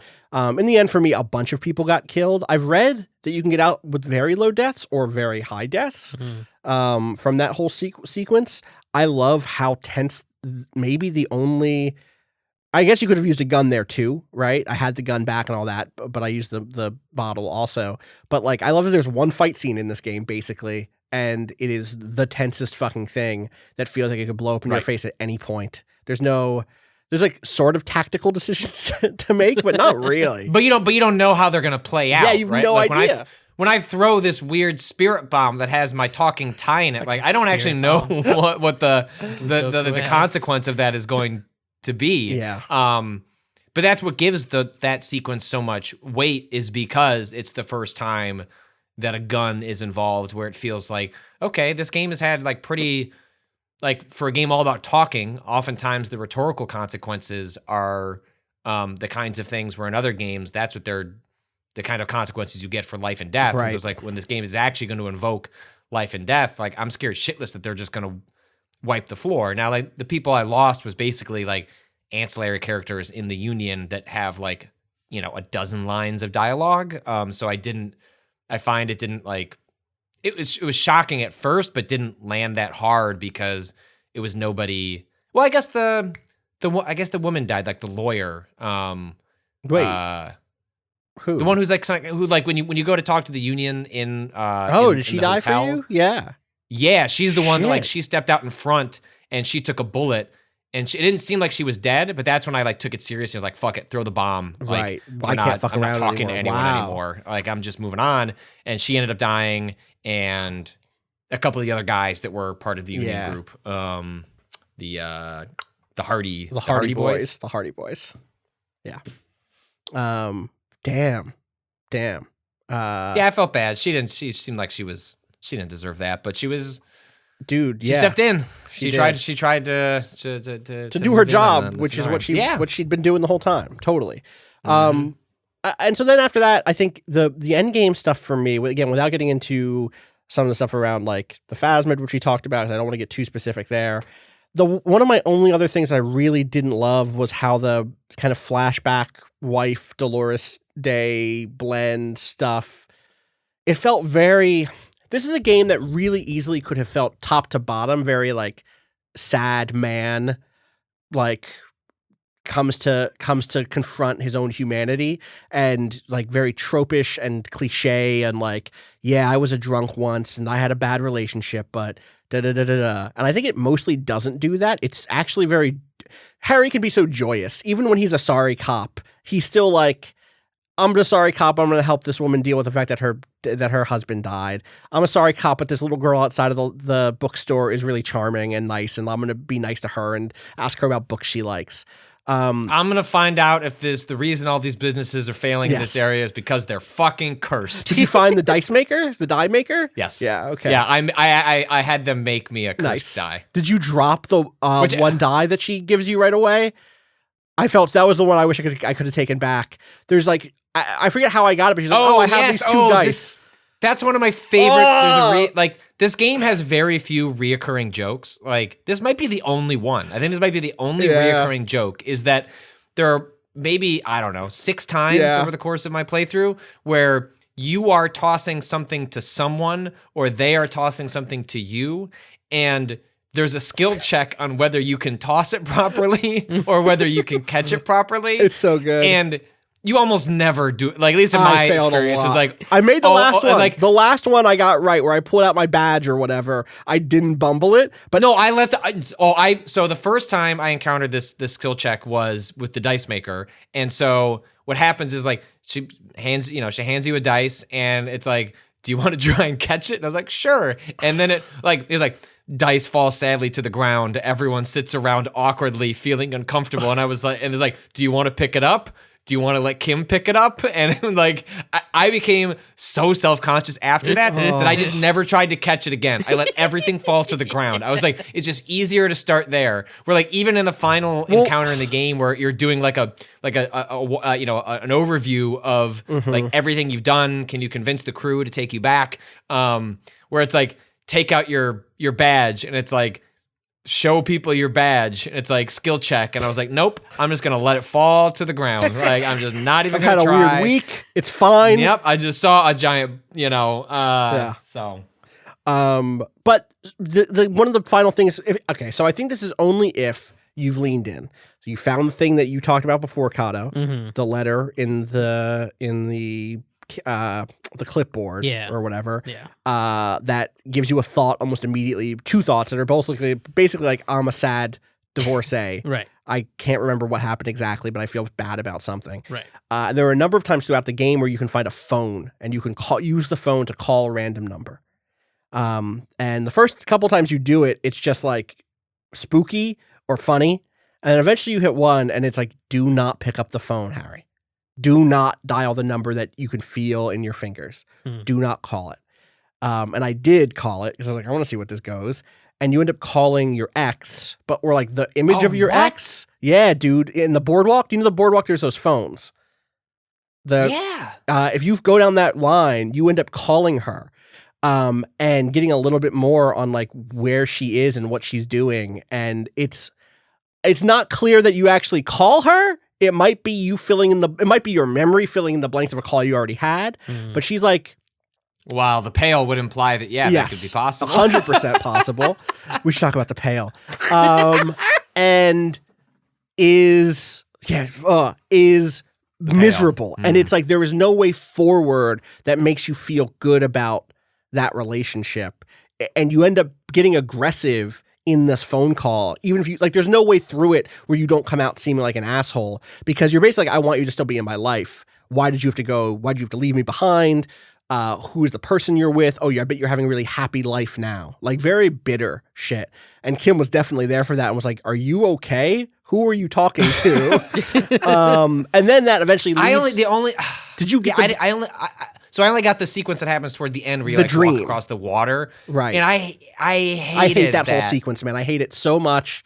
Because there's no setup, right? So well, the setup is the thing I just talked about, or seeing the painting. But the fact that you can get the thing you're talking about without doing those other things doesn't make any sense to me. It took me a while to figure out. I was like, what are we doing? Like, because so when I saw the painting, I was like, oh, maybe that's just... I was like, when I got to the sequence where you're walking across water, or it's stained glass, but whatever. Stained glass, yeah. I was like, am I talking to a god of this world? Which like that would, at this point that would fit in. That would 100% be like logical in where this is going, and especially like sort of the dream stuff that occurs in the game. And then I started putting it together. I was like, oh no, like this is the X that has been really vaguely alluded to. Like there's plenty to pick up on that. Like he had a bad relationship. Some of that is related to his extraordinary behavior, the extraordinarily destructive behavior, but it's not really unpacked. And so I thought that was fine. I don't think the game, like that just seemed like that was a bullet point on someone who'd made a lot of bad choices and had arrived at a certain place. But at no point until that sequence did I get the sense that core to this character was their inability to get over a 6-year-old, like 6 years since the conclusion of the relationship, relationship that had run its course that he hadn't gotten over. And you could do creepy stuff. I like think it's a metaphor. Try to kiss her. Well, yeah, if it's a metaphor, it's a shitty metaphor. In that it's not only a metaphor. I think you're right. I think it is also 100%. It's literal. It is literal. Him wrestling with like, and the literal part. Maybe it works better as a metaphor than in, I don't think it does. Literal terms. We'll talk. Yeah, go ahead. Well, I never even thought about it in metaphorical terms. I took it as a literal thing where it's him like having a manifested dream where he is working through. At the end of the game, when he is making some sort of quote unquote progress with himself, he is working through one of his core things, but it's never set up that way. And instead it just seemed like a shitty, bitter ex that can't get over a relationship. And I just didn't buy it. It didn't fit within the character I had been playing. And so then I was just angry at the end of the sequence at what the game was trying to suggest about the character itself. I think it is the worst example of the prose in the game. This is prose that can be really moving, especially when it's describing the people in the city, the sense of camaraderie that you have with the people you're working with. When it's I said before, one of the things I maybe I didn't say this, but I was just thinking it. But the thing I love about the working class woman story, when you break the news about her husband, is that is a thing. Even in a world where I imagine there are no police, even if I can imagine that world where we've completely reformed the justice system, someone still has to break bad news to people. And you can imagine that being someone who's trained in doing that. And this is a conceptualization of a social role that I want people to still be trained for. And so it's like, cool. The prose in all of those segments can be like so moving and beautiful. The prose in the segment where he is like remembering his wife or his fiance or whatever walking away from him and how bitter he is so tortured. And I think you can try to come up with an argument about like genre and what it's purposefully like that. I don't think it holds because it's just so ugly. And it's not ugly in the way of the early abrasion. It thinks it's really beautiful prose. It seems as if it thinks it's really beautiful prose, but it's miserable. And it is like the worst of the like sad man shit that this game can bring up. I think it's a metaphor. And here's the case I'm going to make. One, you see your wife as Dolores Day. Dolores Day is the kind of patron saint of the Church of Humanism. And moralism, the moral in turn, the Moralist International is sort of the governmental, like there's the church of humanism, I forget the actual name of the church, and then there's the government, which is the moralist in turn. Those two things sided together. The writing one, she shows up and just looks like stained glass. Like she just looks like walking, or the character model doesn't, but the portrait does. And it says, Dolores Day, the innocence of humanism, internationalism, and the welfare state turns around to face you. She's an airship bag in her hand. She seems to be in a hurry. And what follows is what Patrick described, like kind of like bad, you're chasing after your ex as she's leaving you. Please don't break up with me. Can we give it another shot, etc. And you're being a real jerk. You're trying to kiss her. You're trying to hold her hand. There's all these options to make physical demands of her in this moment that she's trying to leave you. And for me, the metaphor here is about humanism and the kind of moralist impulse breaking up with communism, right? You haven't recovered from the bad breakup yet. Especially when you think, Patrick, that then goes right into you meeting the man on the island who is literally haunted by the bad breakup, the failed revolution, the dream of a different world. We could have this could have been us, but you playing. Like that is like the tragedy of the failed revolution is specifically the tragedy of the kind of moral impulse of society giving up on the utopian impulse of society. The moral impulse said, we can't do this. We can't have any more, executions of the landlords or whatever, right? Theoretically, that's the kind of thing that happened here. And the moralists, the middle class, the bourgeois, sided against the working class and betrayed them and sided with corporations, sided with kind of the international liberal capitalist state. And I think that's the metaphor at play here. I don't know that it works. And more importantly, I mean, the other reason I think this is true is one of the last things, I don't know if this happened to you, Patrick, but the Phasmid straight up said to me, the Phasmid said to me when I talked to it, where is it? I basically was like, what the fuck should I do? Basically, go forward. Right. Well, so the exchange is, I've stayed hidden through 4 forms of government and 2 scientific revolutions until I was accidentally discovered by a detective of the Citizens Militia in Revachol, district of Martinez, March 51. So yeah, Martinez is the place. Harry says, are you the miracle? Again, referencing the thing I read before, the miracle from the Northwest. And the Phasmid, she says, no, you are the miracle. And I say, how? and she says, the moral of our encounter is, I'm a relatively median life form, while you are extreme, all-engulfing madness, a volatile simian nervous system ominously new to the planet. And then says, the Pale too came with you. No one remembers it before you. The Cenarians do. I don't know who those are. Cenarians do not. The radically symmetrics do not. There was almost a unanimous agreement between the birds and the plants that you were going to destroy all of us, which Patrick mentioned. And we kind of go back and forth a little bit. And I go, I have to say goodbye now. I have no more thoughts. That was all. And the Phasmid says, no, there is one more. And I say, of all the creatures I've met, you are the kindest. And the Phasmid says, thank you. I also have one more thing to say to you. That woman, turn from the ruin, turn and go forward. Do it for the working class. Which I don't know if that's the thing I got because my communism score was high or not, but that is what was told to me. And then I say, I will try. And the Phasmid, she says, she was middle class. It doesn't take it doesn't take me to tell you that. And that to me ends up committing that like metaphor to the text and not just the subtext, where it's like, here is this thing from beyond human comprehension telling you straight up, listen, man, your ex was never going to side with you. She was middle class. You've always been a working class boy. And I think that stuff can feel so chauvinistic sometimes. I mean, the end of the day, the story that gets told about you and your ex is you were a party boy. She was a party girl. You like getting drunk together. She was impressed because you were this young hotshot cop. And then it turned out that being a hotshot cop meant being drunk and away from home. And she wanted stability and you couldn't offer it to her. And you weren't a hotshot anymore. You were a fuck up. And so she left. And now you're in your feelings about that. And like, there's the version I just told you is awesome because it's fine, it's short, but when it's tortured like this, it's like, oh, dude, can we please move on? And I think you can ignore all this. I talked to Cameron Kunzelman, who reviewed the game for us, and he was like, I didn't fucking call her. As soon as I ever felt like I was going down that sad path, I fucking closed the door and moved forward. I'm going forward on this. I don't want to know where I came from. I was like, you know what? That's valid. But you can't avoid that one sequence. I think you can if you don't go to sleep there. But or if you've Kim never, Kim told me to go to sleep. I'm going to tell Kim. You might even. I'm not going to listen. You might not even get it at all if you've never gone down that road at all. I think. But I didn't. I didn't pick up the phone. I didn't pick up the phone. But did you internalize the thought about your past at all? Maybe that. I don't know. I believe there's a way to go forward without that scene. Because I know Cameron and I talked about the very end of this game, and then Cameron and I talked about. He never had it. He never had this sequence. He was shocked about it.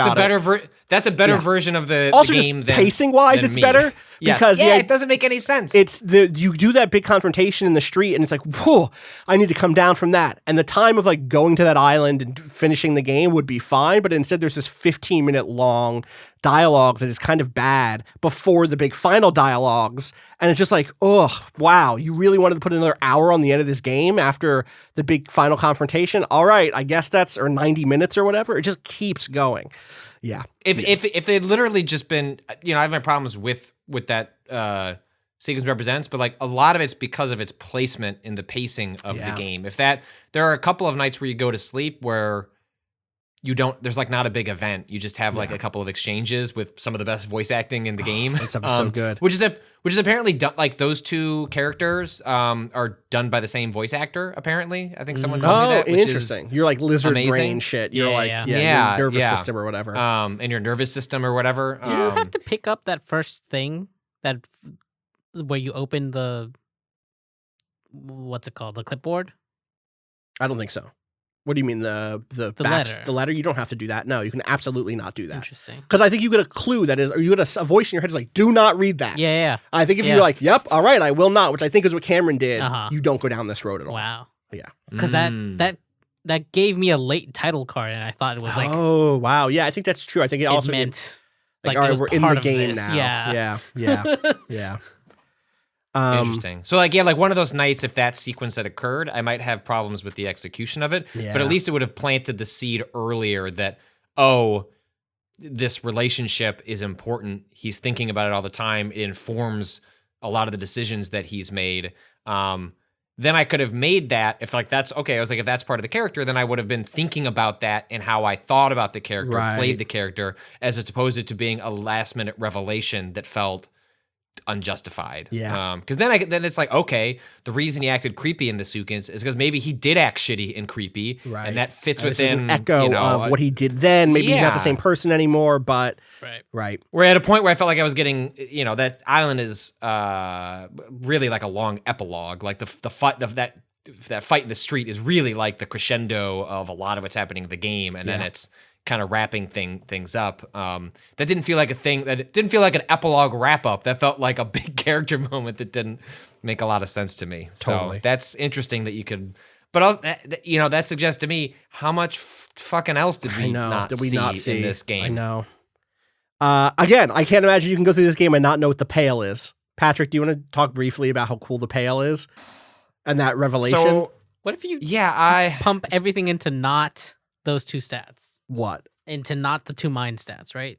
Yeah. Do a full. You could do it. I think you could do it. Would that maybe you could lift that weight? You definitely lift that weight. Then I could not lift that weight. I wasn't going to try. It's dangerous. It seems dangerous to me. I guess if spotting me, but at a certain point you have like so much extra health that like towards the end of the game I was like, I'm gonna go try that check, and it does the thing where it zooms in, and I was like, I got tricked even though I was 25 hours into the game. I was like, I did it, like the 2% worked, and it's like, no, you like try and lift it, drop it, severely like hurt your hamstring, and -1 health, which was fine. Yeah, so the Pale, that was when I was like kind of sweeping up the rest of the game, and there were a bunch of white checks that I just wasn't going to be able to do. I'd be curious if you did any of the mirror ones. Let's loop back around to that in a second. What were the mirror ones? The mirror in your room? Oh yeah, 100%. I did those. Okay, I want you to explain those to me because did you shave? I couldn't. No, I kept hurting myself. My face at the end of day one is still a smudge. Okay, good. You know what? My face at the end of the game is full of hair. I didn't use that razor. But the one check I really wanted to do was like, when the game starts introducing like sort of supernatural or like larger world mythology elements, I was like, oh, this is my shit. Like I didn't even know this game was gonna have anything like that because there's like no indication of that stuff. There's some small hints at it early on, like when you get on a radio. You get like there's the tie, but I feel like that could just be internalized. Yeah, that could just be him, as opposed to there are moments where like something happens externally, and like Kim is like, Kim's your constant like reality check. So it's like well, there's a moment where I think you can listen to all the. There's the apartment complex next to you, and you can press all the doorbells, and that'll connect to different things. And there's one that's not supposed to work, but it connects you to like a weird wavelength. And then I forget the term that the game uses, but it's like spirit or something can be like embedded in the electricity. There's like a phrasing that it uses that was really cool. Yeah. Anyway, the one check I really wanted to do before I finished the game was when you finish the church sequence, you know that like there's just a nothingness hiding out at the top of the church, and maybe that explains why religion even sprouted up in this area ages ago, was whether consciously or subconsciously attracted to this like small nothingness. And then you can like come up with an explanation for it. And I really wanted to get that explanation, but it's like when you hovered over it, it said like -10 Pale unknown, and I was like, what the fuck is the Pale? And then so I looked up a walkthrough just to see like, am I just locked out of it? Is that not something I can do? And then I figured out, to go talk to the woman, Joyce, and go talk to the Joyce, and to anyway, so I did the steps towards that. And then you like find out that like the Pale is like a nothingness that has been slowly expanding.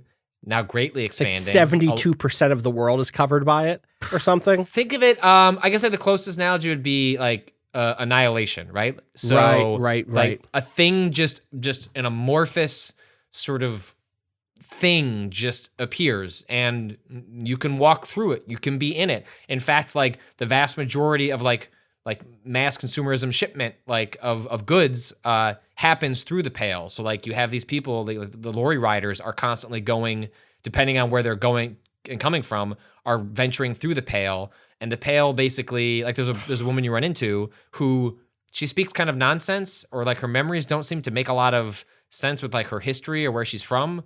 And it's because well, the game seems to be suggesting like they maybe aren't her memories. Like the pale sort of just takes things in and doesn't necessarily destroy them. Like nobody knows what it does, but it's a form of nothingness. And isn't it implied there's a part of the world that no one knows what's beyond it? Like it's a concentrated pale. Oh, that people sounds have gone to. That sounds right. I don't remember. That sounds right. Yeah. You know what this is just reminding me of, or making me think of? I think a lot of people have done comparisons between this and Outer Worlds, which I get 100% why you make that comparison. This is also a game that is kind of like a fuck you to Death Stranding, and Death Stranding being like, there are conversations we've had here about stuff that's frustrated us, and I still think that I like stand by that stuff. But when I say, like, oh, I think that was a metaphor, we could talk through whether it was and whether it was an effective metaphor. Right. The game didn't say, it was a metaphor. Yes, of course, this is named Sam Porter Bridges. Like the pale, we could talk about what the pale is a stand-in for. What is, if you look into the history of when the pale begins and the ways in which humans, is it climate change? Is it the spread of like capitalist logistics systems? Is it about, like you can dig into it and keep going. And the reason I think about it, or it could just be like a mysterious nothing eating the world. I want the game that is, I want Death Stranding, but I'm traveling through the pale. Give me that game. Let me be a delivery. Let me be the delivery driver in the pale.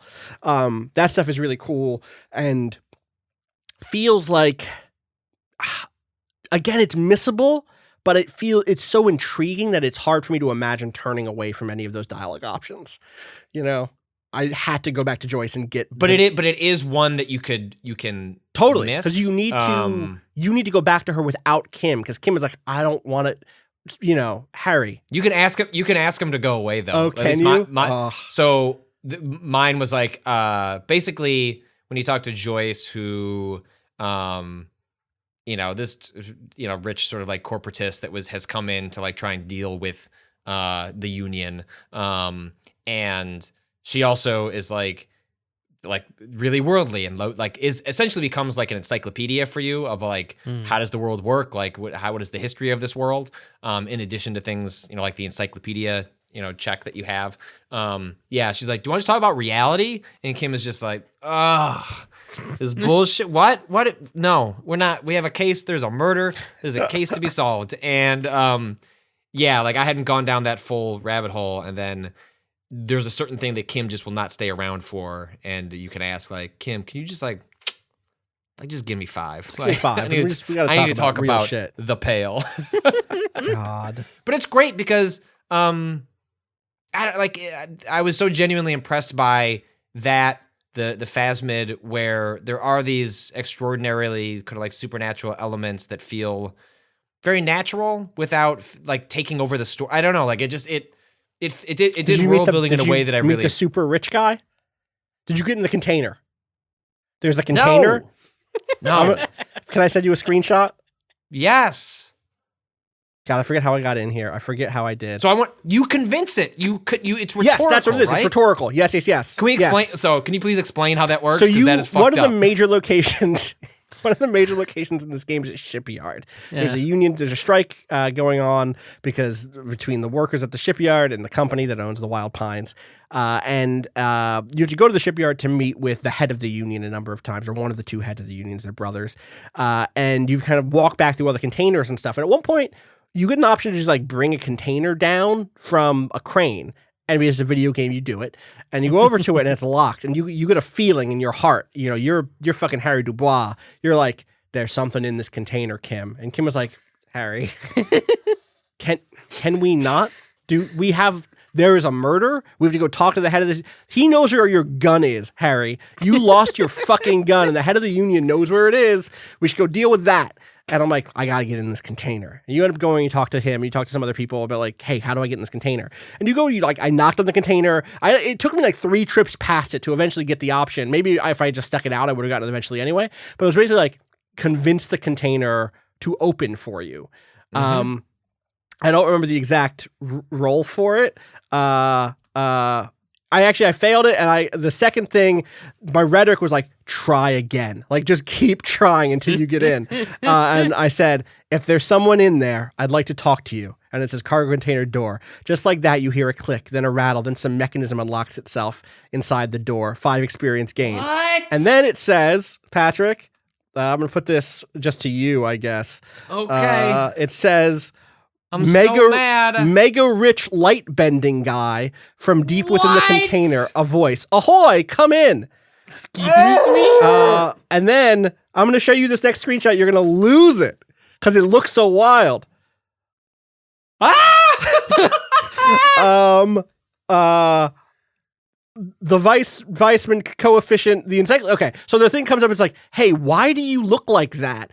And the encyclopedia tells you that there is a theory that says that when people get so rich, so much richer than you are, you can't look at them the same way, that they literally look different to you because they bend gravity around them.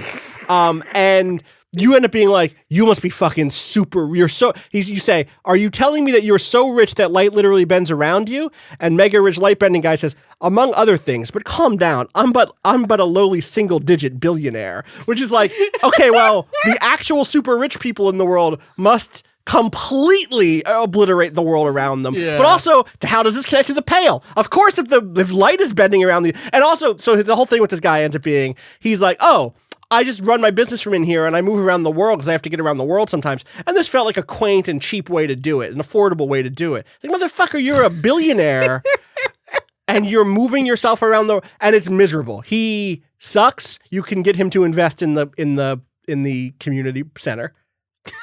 I got him to invest $100 into the community center. Wow. Oh, wow. I know. What a big... And it's like, it was hard. It was a hard check. Oh, my God. To get him to do that.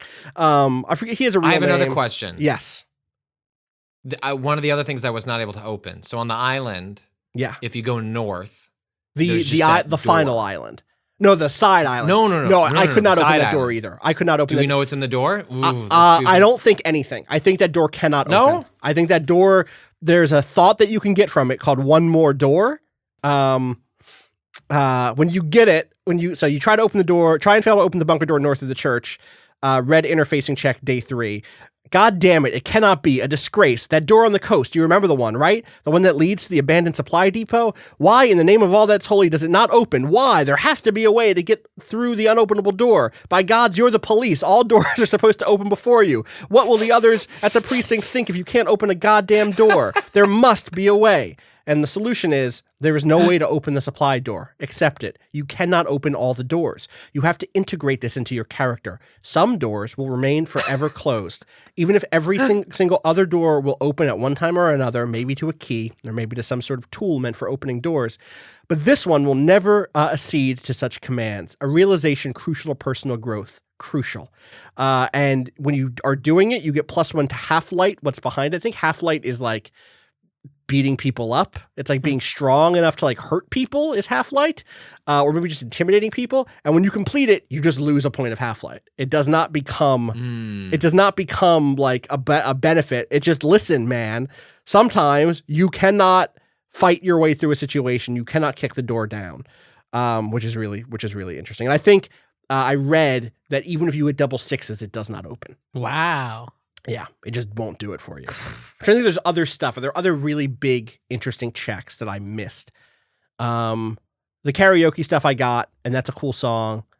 I've heard that that's very funny if you miss it. Yeah, so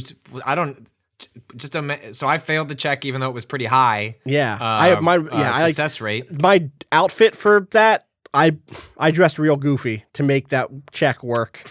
I had on a kimono. It was bad. It's not a good look, honestly. So if you fail it, like, it's still like a 2 to 3 minute singing sequence. But I mean, just imagine if you've been to karaoke at 3 a.m. and you've heard someone trying a song that's just a little outside their range. Yep. I've been, but they are going for it. Like, there's people who try a song outside their range, and it's just like, this isn't fun and you're not any good at it. And then there are people who try a song that's outside their range and they're really going for it. Even though they're not nailing it, you still have you can still feel the emotion and you respect them for trying. It's more that one, but it's still sad. There's still a sadness in both versions of that. And it just goes for a long time. I was just like, cool, this is bad. And actually there's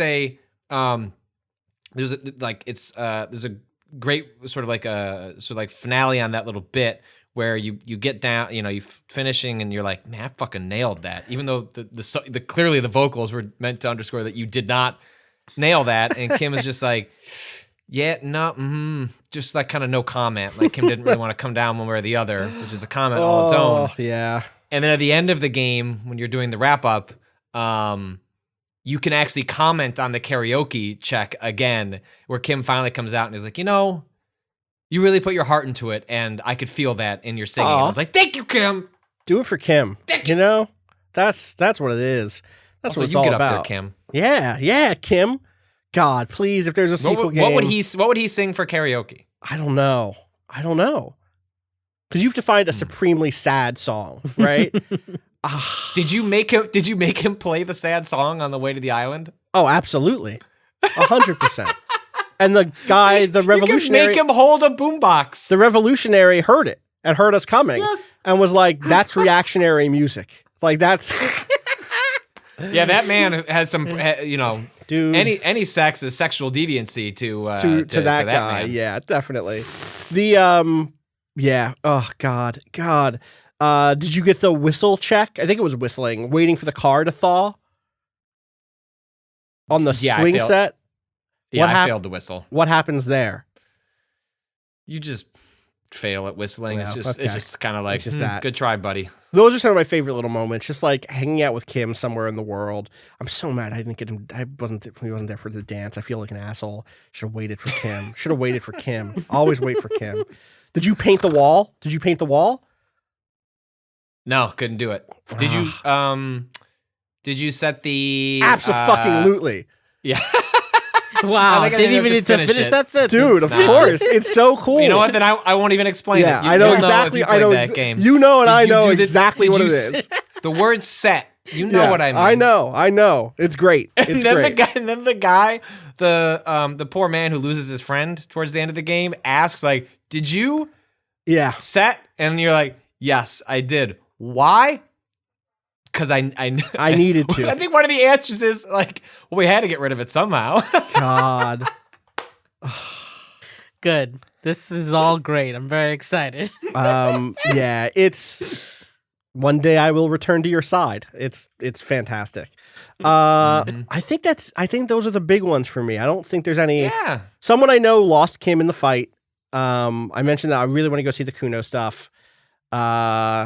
I'm like flipping through my screenshots and my comment, like my Twitter feed, to see if anyone else brought anything else up that I was curious about. But I think that's the gist of it.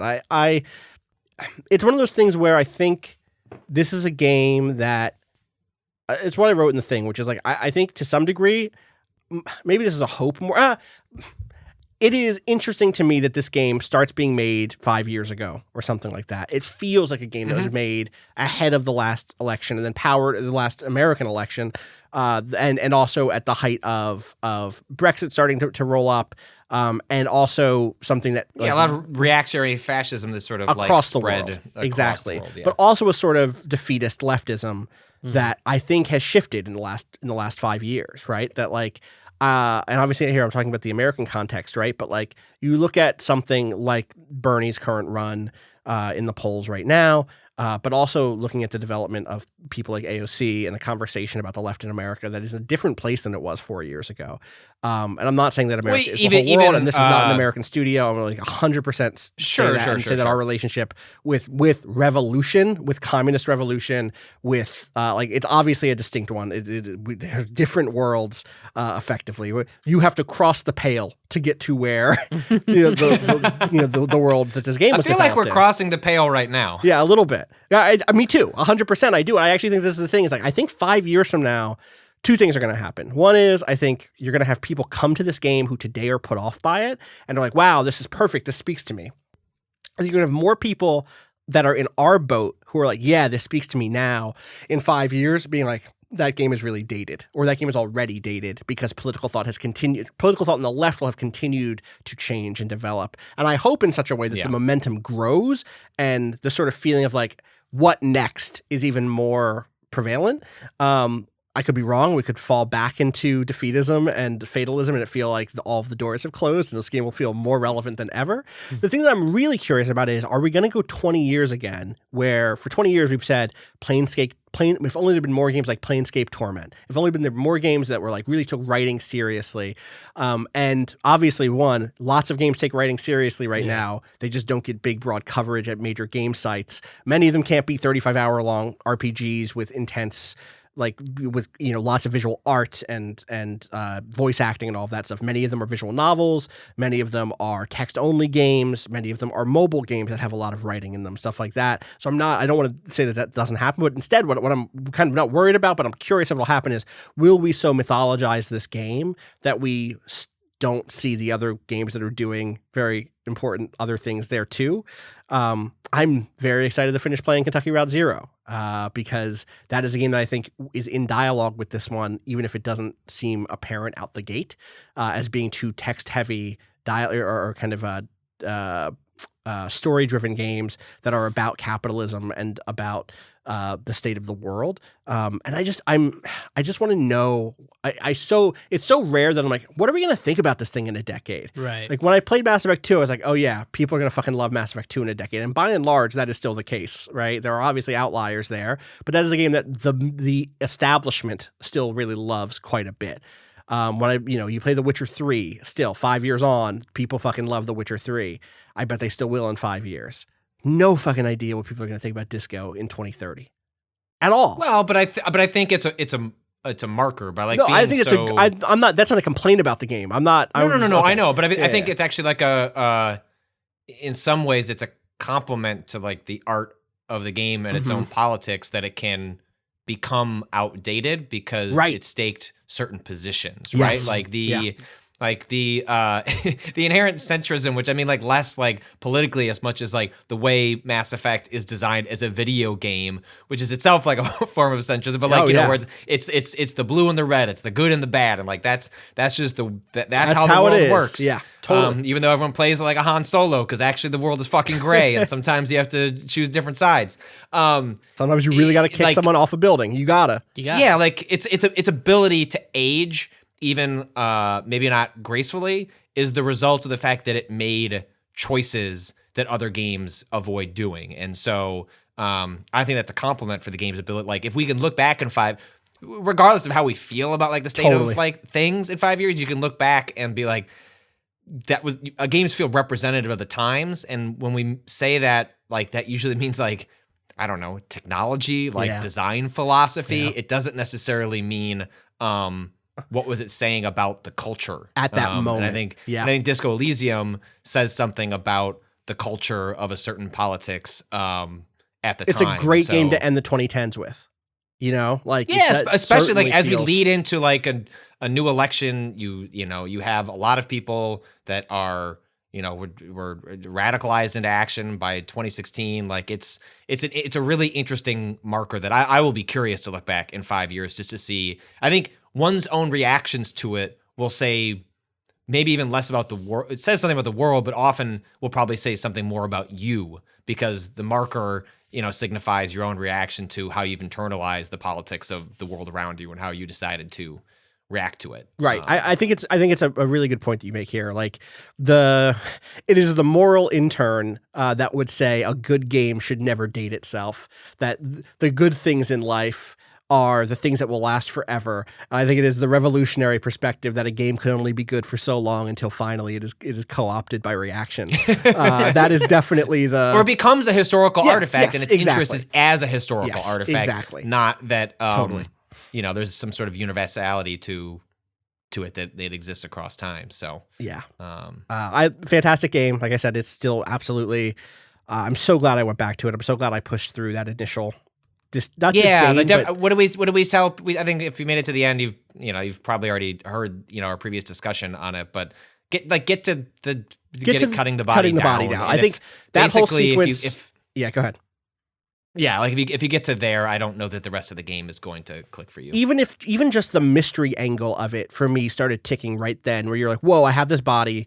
I'm trying to figure out what happened here. All of the stuff around Inland Empire talking to the corpse is cool, but so is the finding the secret wound on that body and being like, there's more here than meets the eye. Okay, some other shit is going down. All of that stuff ends up being really juicy also as just a detective story.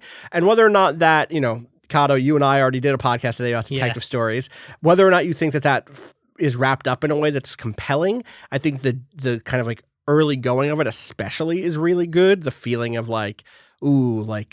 there's more at work here than meets the eye, and starting to put together who all the different potential suspects are. I almost wish that there had been the conspiracy board. I wish you could have conceptualized all of the different. I want the red lines. I want to be able to tie together. Okay, who is who in Martinez? Playing through it quickly, you'll be fine with it. But it would have been nice to have that stuff somewhere. But no, I think that if you get through that body, if you get to the body coming down and you inspecting the body, if you're not having a good time, you're good. It's not. I don't think it's going to turn the corner for you at that point. And yeah, I don't know. That is definitely how I feel about this thing. Put points into Shivers. Shivers is the best skill in that game. That's what I picked. Not the best, but it's very good and it's necessary. It's a very good one. Yeah. And again, it's the only skill check you have to succeed at in the whole game. So that's true. I will be curious if.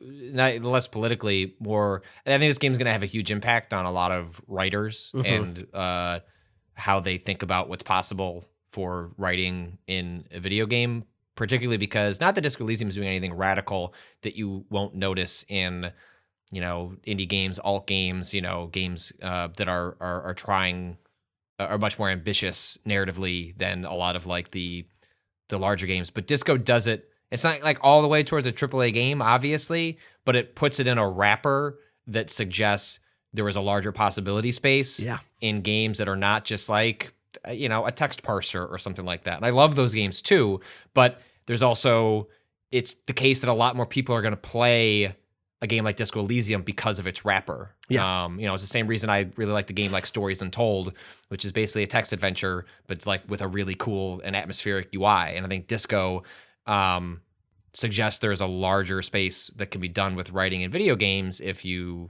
give it that weight. And I'll be a couple of days ago I had an interview with the lead writer on Insomniac Spider-Man, and our first 5 minutes was just talking about Disco Elysium because I saw on his Twitter feed that he was playing it and he was just blown away. And I don't know what impact that's going to have specifically on Spider-Man 2 or whatever they're working on. Yeah. But you know what I mean? That stuff trickles out. That stuff has an impact. Right. And it's if I think back for the last couple of years, I think we all played Breath of the Wild and thought this game is going to have a profound impact when we look back 10 years from now on the design of video games. And I think 10 years from now, I don't think it'll be a shock to look back and say Disco Elysium had a profound impact on the writing of video games. Whether you'll be able to draw direct lines, I don't know. Probably the case in some games, but I'm curious to see what its impact is going forward on other folks to suggest that maybe you could do more. Yeah. I'm gonna specifically structurally, right? This idea of the density of it and the way that it reacts in sometimes kind of surprising but small ways that really kind of give it a lot of flavor. And I want to say it reached people that I don't think this style of game reaches that often. Again, there are really good visual novels out there. There are really good books out there. Yeah. A lot of folks don't take it into their lives to read fiction, which is a frustration because sometimes it means that they folks equate good prose with just a style of prose. It was one of my original questions about this game coming in was is this game well written or is it written? Is it literarily written? Right. And I think that we as an audience can confuse those two things inside of the world of video games because of how rare it is. But I think by the end, this game is beautifully written. And I think that you're right that part of it will be structure. But I hope that part of it is also the revelation of remember when Black Panther blew up and people were like, oh, wow, black people see movies. And of course, of course. Yeah. And I think one of these things that I hope that the world, that this helps reveal to the world of game development is people read. People will respond well to good writing, to an investment in writing, to an investment in world building, to consistency and coherence and incoherence, strategic incoherence also, which shouldn't be news, but like, I don't know. I'm going to read this last little bit that is like one of my favorite scenes in the game. Count how many times I've said that. I mentioned earlier, Patrick, I asked if you succeeded at the whistle check.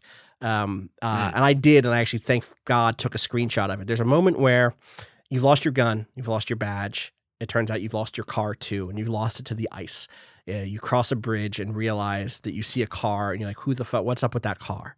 What's up with that car? Whose car is that? You don't remember whose car it is. And eventually you realize it's yours. But before you realize it's yours, you have to wait for it to be low tide so that it reveals itself and you can actually get into it. And you and Kim end up sitting on a pair of swings looking out over this car that's like in the middle of this kind of like frozen ice flow as the water slowly drains away from it on the shore. And you say to Kim, "What's your favorite blue thing?" And Kim says, The lieutenant is staring at the wreck. Let me think about it. It's a blue car, by the way. And there's a drama skill to start whistling, a drama check that's a medium one. And I managed to do it. And it says, the tune on your lips forms a strange yet undeniably beautiful contrast with the surrounding bleakness. And Kim, then, the lieutenant gives you a quick glance. Then, still looking straight ahead, he joins you with a higher pitched and slightly more melodic trill. Conceptualization, medium success. Two birds on a wire, whistling by the seaside, looking at the water and a sunken car. It's like, fuck, yes, this is the game. I love it. I want more moments in games that are 35 hours long that have big dramatic gunfight conclusions still, if that's the direction they're going, to also have two friends who have a deep, intimate bond whistling on the seashore next to each other. That have those moments of this is the attractiveness of humanism. We talked about it on Friday's episode when we talked about Star Trek a little bit, and we talked about the like pull of the Sorkin style liberal, the liberal hero. Like that stuff moves, and I think the thing that the game wants to do is to reclaim it for the left and is frustrated that we lost it in the first place, that we could have beautiful moments alongside the kind of grimness. And I think that's when the game works best. And it's also one of the reasons why I feel like you can really tell that this game had a bunch of writers working on it. Not to say that the person who writes Kuno couldn't also have written Two Birds on a Wire, but like you can feel the different pool, and maybe that's part of why the game ends up being so beautiful is the collaborative voices that go into this writing. So yeah, I don't know. I'm excited to see where this goes. I'm excited to see where it comes next. I'm so curious if we'll get a direct sequel. I'm so curious, or if this is going to be. They certainly set one up, right? Yeah, 100%. Right? Did you get the thing that says like I'm going to go tell the cryptid couple that what happened? Yes. Did you get that? Okay, good. I don't need to see that scene, but I needed to know what happened. I did. Yes, I did. I did need to see it, but I want to be told what the takeaway is. Yeah, me too. I also do want to see it. I want to see it too. I don't need to, but I want to. It's a great cliffhanger though, where it's like there's so much of that world that I'd love to see on like a big. This game is probably sold really well. Like the budget could go up on it, where they could accomplish a bigger world. Let me play the next one as Kim coming into Jamrock, where Kim doesn't know anybody yet, but Harry does because Harry has his memory back. Yeah, reverse the role, and Kim is the outsider, and we start to get Kim's backstory a little bit. You have to change the mechanics a little bit, probably, but like, I don't, probably, but you could envision a world where you could accomplish a similar arc for a character where it's like, because you don't know anything about Kim's past, in some ways you get to make it up as you go along, and you'd be able to tease that out by him going to the big city and being around, all these cops that he has heard about, but doesn't. Or I guess like doesn't look up at cops as much as like he's an intellectual who like enjoys like putting together the case, and like he has admired like this Sector 41 or whatever. I forget what how they determine the different divisions out there, but I would love to see him be center stage for whatever they do next in Jamrock, which seems to be where they would set it going forward. Or if that's just the slice of the world you get, who knows? But I also the reason I'd be curious is because of the like sort of like the the way it leaves the politics of this world, and in some ways a lack of hope or a step forward. Jamrock seems to be the kind of place they could go where you couldn't do another game that's just we tried and that all sucked. You know, like there would have to be, but almost by necessity, there would have to be something else. And I would be curious if like you got to Jamrock and then actually turns out like there's more of a revolution occurring than you think, and then, you know, do you choose to be part of that? Do you encourage it? You know, like something like that could be. There's a lot that you could do there. I fundamentally don't think that the game's message is build a rave in the church, even if that's like one of the moments in the game where you feel as hopeful as you can because you're surrounded by cool characters and you're dancing. I think it's saying turn the church into a club for sure, but it's not saying that's going to save us. I think it's saying that can like relieve the pain. You go dancing with your friends, do it. Like that's awesome. But I still think it wants to believe in a revolution. I just don't know that it can show you it doesn't know how to show you that. Maybe in a sequel, I can imagine having thought about it, having worked through the malaise of Martinez. Fuck.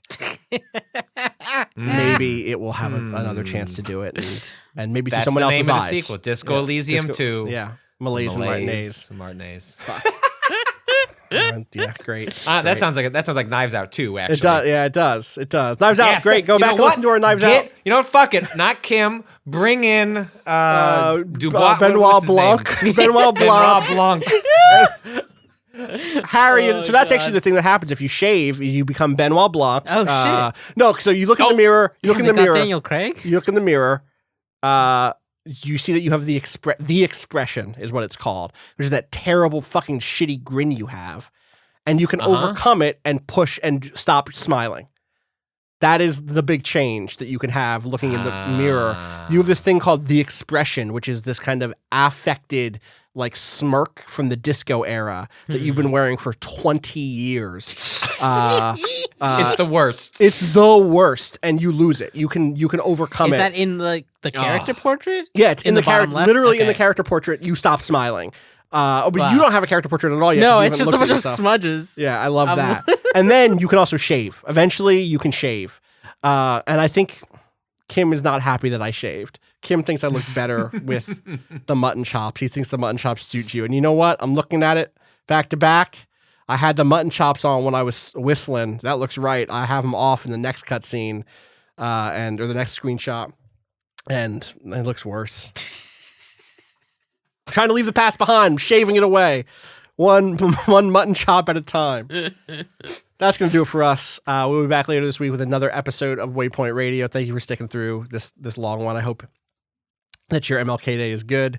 You take some time. Can I just want to read, there was a Slack exchange that we had earlier in which Rob and I were just communicating like stories that are coming up for the next couple of days with the day off. And let's see. Rob Zachney. Oh no, Emmanuel Myberg. Last thing is the Elysium pod post for Monday. Is Cousteau good to wrap that on Friday? ? Rob Zachney. That depends on Austin and Patrick being able to align schedules on it. We just recorded a big pod. So Cousteau has an edit lift for sure. The Elysium will hopefully be a lighter lift since it's 2 tracks. But the thing is, I am wary about it because I could see Austin and Patrick talking disco for 3 hours. Now I'm going to look at my Audacity track. I have no idea. Can I tell you the truth? 2 I have no hours, idea. 57 minutes, and 52 seconds. All right, to be fair, there's going to be like 40 minutes after this that's us talking about baseball and timesheets. I know. It's not 40. Okay. That's like and also 25 at most. Okay, 25 at most. Okay, thank you. Honestly. Well, thank you. If you have questions, you can send them to gaming. We rolled the skill check. We did. Positive for 3 we hours. fucking failed is what we did. We failed forward into doing a 3-hour-long podcast about a game that 3 months ago none of us were sure we would play. Yeah. So that's a success. Giant bombs. Yep. What's the 2020's best 2019 game? Yeah. Yes, exactly. 100%. Lots of moments of. They didn't do moments of the year this year. Lots of moment of the years. Agreed. I still had a good time listening to those. I'm not giving them any fucking hate, but. A lot of moment of the years in this game. That's what I'll say. Thank you again for joining us. We'll be back later this week. In fact, this is the week that Gita Jackson joins us, so look forward to that. Hopefully, we'll be able to get her on this week. If not next week, we'll definitely figure it out. Gamingadvice.com for your questions, your comments, etc. As always, you can find me on Twitter at Austin_Walker. You can follow everything Waypoint does. Twitter.com/Waypoint. Kato, how about you? At A_Kato_appears. And Patrick. At Patrick Klupik. That is it for us. As always, now maybe more than ever. Bowen. Shout outs to Bowen. Miss you. EP. Pale Machine. Pale Machine. Fuck. The Pale Machine. That's what you take across the pail. They're going to weaponize the pail.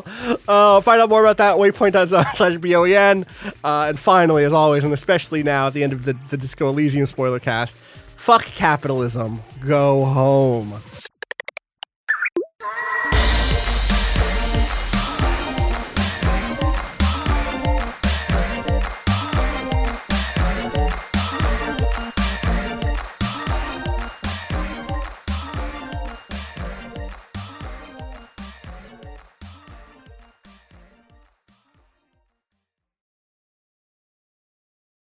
Okay, now I'm recording. Why are you writing about moles? Moles. Excuse me? Moles on a body, not moles the animal. No, Not as far as I Rossetti. know. Not Mr. Rossetti. Fire Emblem? The new Fire Mr. Emblem people? Mr. Rossetti would be a good Oh, you Mr. think X I'm mod to moles. Resident Evil 2. That'd be good. I guess, and also, yeah, the Fire Emblem people are moles. The new Fire Emblem people are moles. Because they live underground. Yeah. How are they down there and nobody knew? How the fuck are they down there? What is the possible fucking setup for that is going to explain How are no they one down? knew what was going on? We just needed a teacher, or else we would have came out of hiding. Can you turn down Patrick a little bit? Yeah. Yeah, it's weird. It's weird that they are down there. There's 4 of them. That's not a whole house. A whole house. Do we think that that's going to be A house is whatever you want it to be. I'm sorry, I meant it wasn't a home. That one. Yeah, it's not a home. Is really what I mean. It's not. Shit. You need more people than that in a home. That's the rule. I'm bummed that you need to play the game again. Is that what it is? Is it from the jump? What have they talked about? What it is? They haven't. No, but it's certainly not a post-game DLC. No, it's not like let's pick up and go on some expansion. Sick. It seems more likely it's going to be just like a side story that crops up. That's not what I want. So you would still choose a different house? That's perfect for me. I think you just I haven't even recruit them gotten into to the time jump. My guess is you just recruit them into your house. Don't And they like just become it. 4 new characters, and that would be my impression of like the most seamless way. I feel like it's 2020. Yeah. We've gotten past the From Software do mid-campaign DLC a year after people have beaten your game, but I really wanted a. Maybe not. I really wanted a flashback or like a. I really. Yeah. We'll talk when we do that spoiler cast in whenever. Someday. I want to talk about. You'll see. Well, that DLC, what we'll probably do is we will wait for that DLC to come out, and Yeah. that'll be an opportunity to do the spoiler cast. Mhm. Yeah. The Golden Deer stuff ends in such a way where there's a gesture at a story they could have told from a different part of the timeline that would have been dope. This does not seem like it. I mean, who knows? Maybe it'll intersect. I don't think they should live in the sewers. I think they should have houses and beds. They should have talked to the Pope who lives upstairs. The mole people should unionize. Wait, why are you writing about moles? So news is slow. And so one goes through. I send a lot of emails, Austin. You know this. I have a lot of story ideas that often don't go anywhere, and then sometimes you're like, what can I do with this? Where can I find? And so our Resident Evil 3 comes out in April, and when I thought about Resident Evil 3, I was then thinking about Resident Evil 2, and when I was thinking about Resident Evil 2, one of my favorite things to do when I'm bored and I'm just looking for story ideas is to just look through Nexus mods Sure. and Yeah. just there are My favorite mods are ones that are about an incredibly tiny detail that clearly took someone a decent amount of time to work on that means something to them, right? But may mean nothing to anybody else. And I just find that fascinating. And then often there are like interesting stories to explain that. And so as I was scrolling through Resident Evil 2, the vast majority of them are, take the clothes off the characters. Both, I will say, yes, like far more for the women in the game, but Leon is not left alone in the RE2 community. Like he is a good looking man, and he's a hot boy, and there is a thirst for him in the modding community that is respected. But that's too easy, and so I was just kept scrolling through, and then I found a mod called Less Moles on Leon. I don't like this. I don't get. Okay, wait. Does he? And then so the description says removes a majority of moles on Leon's face. Also fades other blemishes and wrinkles, but not by much. I've lightened his under his eyes and given him a whiter smile. I see this. That's just it's so specific. It's so specific. I enjoyed that the. It's always good to read the post section, which is the forum. I mean, I guess it's your taste, but like, yeah. So, for one of the first questions is why, right? Yeah. And then of course another first question is, nice mod. Do you think you can make another that gets rid of the cleft on his chin? What? Oh, this is wow. What? He does have a cleft on his chin. That is a thing he has. And the person who requests it, first response, pretty sure someone already made a mod like that. Okay. Response, they have, but it doesn't completely remove it and only makes it less visible. It's still noticeable in said mod. I'd like to see it combined with this. So the reason, so I got into modders love to talk. You send a modder a question. Yeah, they're like, yo, I'm ready. Yeah, I've been ready. This is the dream. And so. Ultra Gamera, the modder, was very kind with their time. Like, look great name, story. Real quick. Ultra Gamera, powerful. Very good. Don't know how that hasn't actually been like a character, a kaiju character. I don't think Ultra Gamera is an actual one. You have to license it from this modder. I think you have fair. To license it.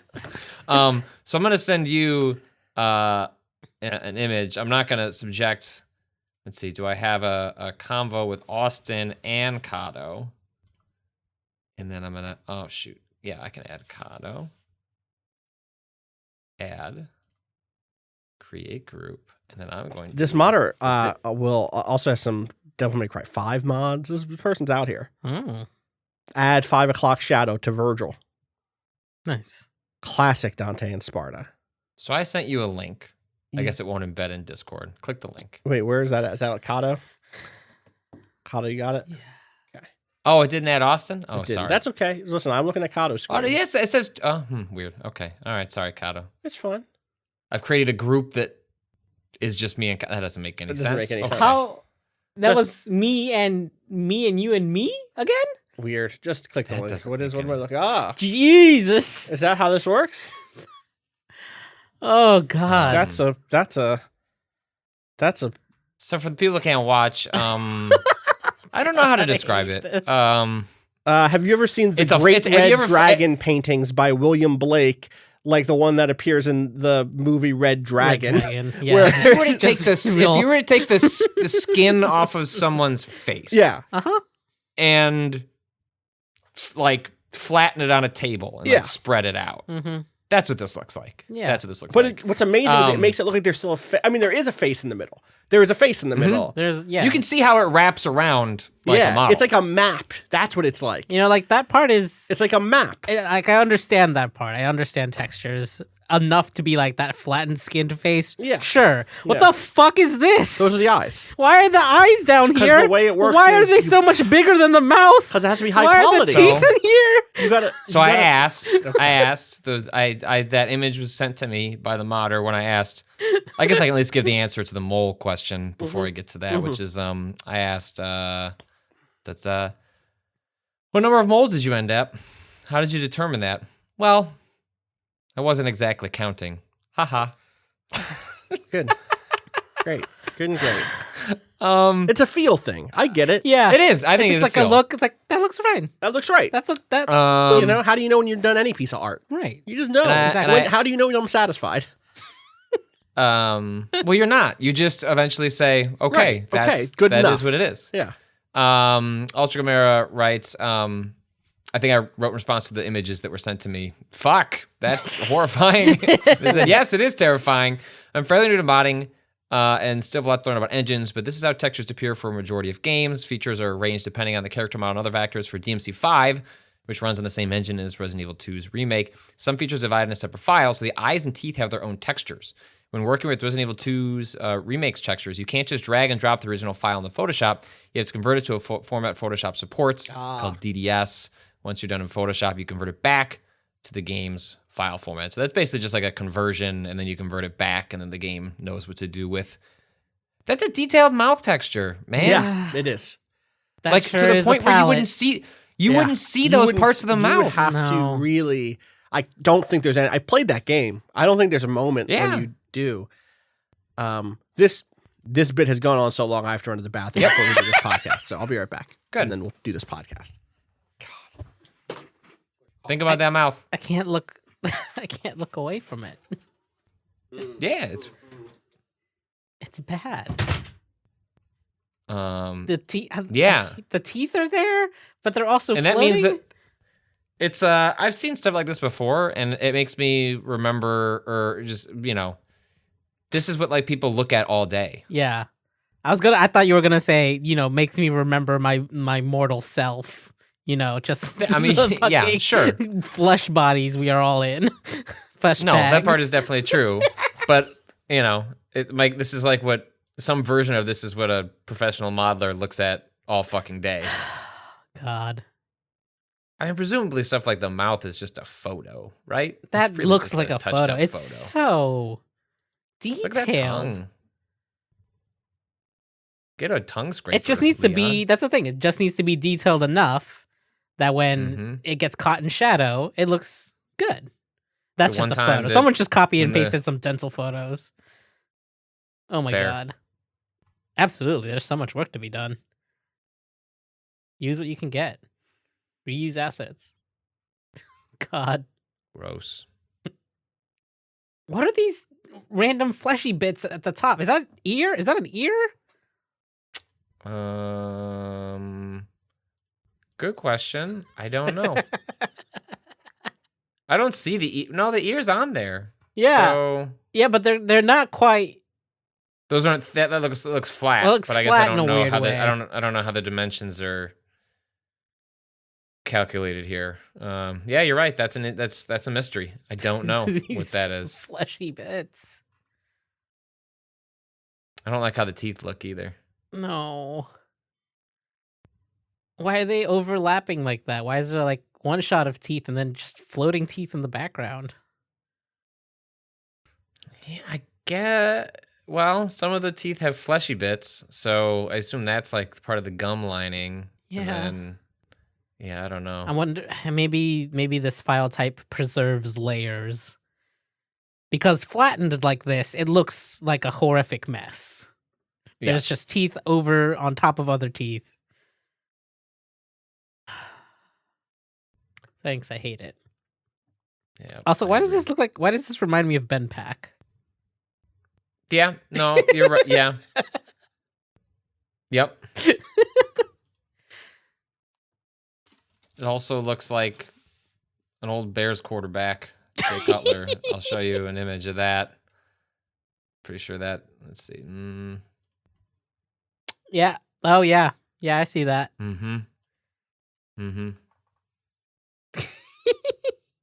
Bad times. The human body was never meant to be two-dimensional. That's all I gotta say about No. this. I'm a 3-dimensional being.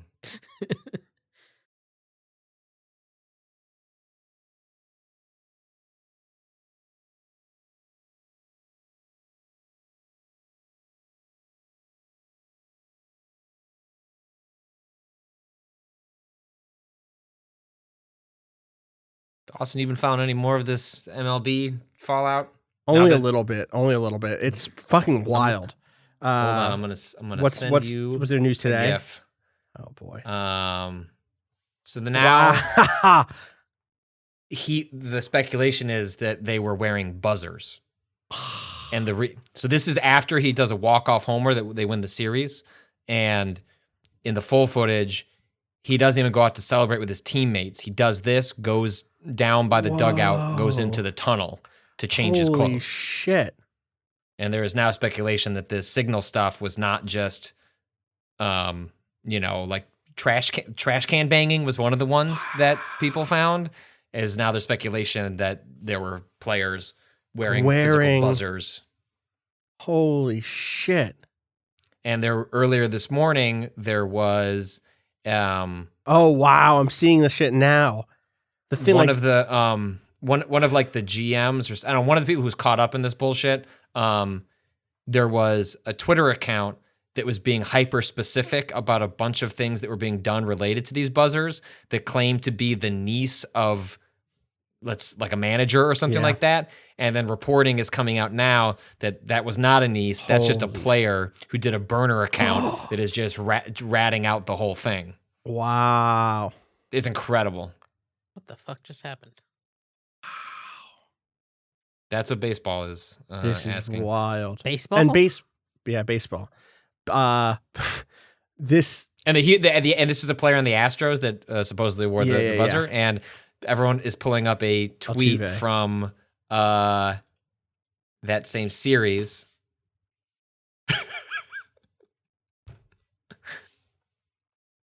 Just feels like there's a buzz in the air. Oh my god. That's very funny. Baseball, man. What a bad 15 years for baseball and integrity, or like the feeling of it being a sport that you can trust. Do you know what I mean? It's boring, but like because there's a like largely a stability to the rules. Right. Well, how do we make this shit faster? Yeah, steroids and cheating. Love it. Good strategy. Basically, how do you get XFL rules for baseball? What? The origins of this like latest controversy is that there was a thing called signal stealing. So, when like they're throwing the ball to the catcher and the catcher's, putting its fingers down, to signal what kind of thing to throw. Basically, they were using like cameras in stadiums to signal to various parts of the organization, like what those signals were, so they could start stockpiling what they were that day in that game. And one way that they were transmitting that back to players on the field was like hitting a trash can. Yeah. It's so funny. You can hear it. So you can go back and like listen to things. You'll hear like boom. And it's like that signals, curveball or whatever. Or boom, boom. Oh no, I did see that video. I heard, funny. yeah. So this is all continued fallout from that. It's like a bunch of management had to resign at various organizations. It's like those people are snitching on other people. Like the Red Sox like World Series is now like in doubt at being like legitimate, which is great because fuck Boston sports. Oh boy, it's beautiful. wild. It's wild, and it's right before the new baseball season starts again. Like pitchers and catchers like show up in like 2 weeks or something like that. Who are the Pats the Patriots. of baseball? Oh, I see what you're saying. The Yankees, right? Okay. The Yankees. Yeah. 100%. Because baseball doesn't have money caps, so they're the richest team, right? And so you can basically just buy. Yeah. Yeah, they have like luxury taxes or whatever, where it's like you technically get penalized if you are spending over a certain amount, but basically if you're willing to pay the penalty, you pay the penalty. Who cares? Yeah. You're the Yankees. Just put both of these in the back half. Just like here's 10 minutes on moles and 10 minutes on sign stealing. on sign stealing, and we have to do an episode on the XFL rules. We have to. I guess maybe once the XFL starts, we can do. We can do that like maybe like before this. Dude, we could do like an end of the NFL season, pre-Super Bowl. Yeah. And we'll talk about the XFL. Or I guess we could wait because that's like the week after the Super Bowl, let's just right? wait. Let's just wait. We'll just wait. Then we can do a Super Bowl plus XFL game 1. Yeah. That'll be fun. The other football game that I watch. XFL? No, the Super Bowl. Oh, okay, right. Oh, there you go. Yeah, There you go. commercials. Perfect. Yeah.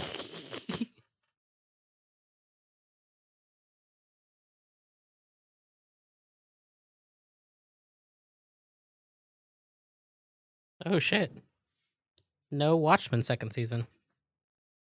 Those quotes are being overblown. You think so? I read the original story that they're cribbing it from.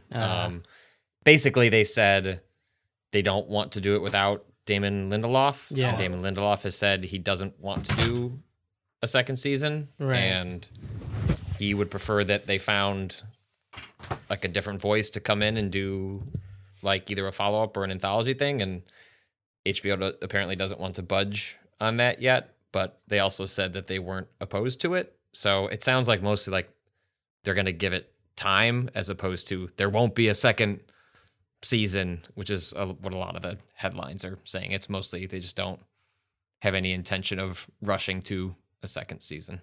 Right. Which if they went back to that world, I have zero interest in seeing a follow-up to the moment at the end of that season. That would be... What show is this? There's some quotes going around about a lack of a Watchmen season 2, which are being overblown and is more just that they don't have an idea for a season 2, and so they're not going to commit to doing another season unless they had an idea. So, I feel like that show ended pretty. Well, I was going to say I don't need one. Do you actually? No, right? Like, I don't know that I even want one, let alone need one.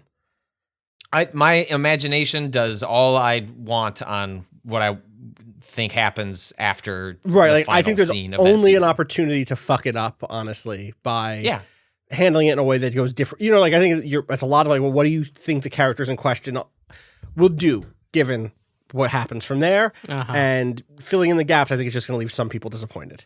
Yeah. Maybe me. Anyway, that's a different podcast at a different time. Got impeached for making a perfect phone call is maybe the funniest sentence I've ever read in my fucking life. That's why I shared it with you. It's so funny.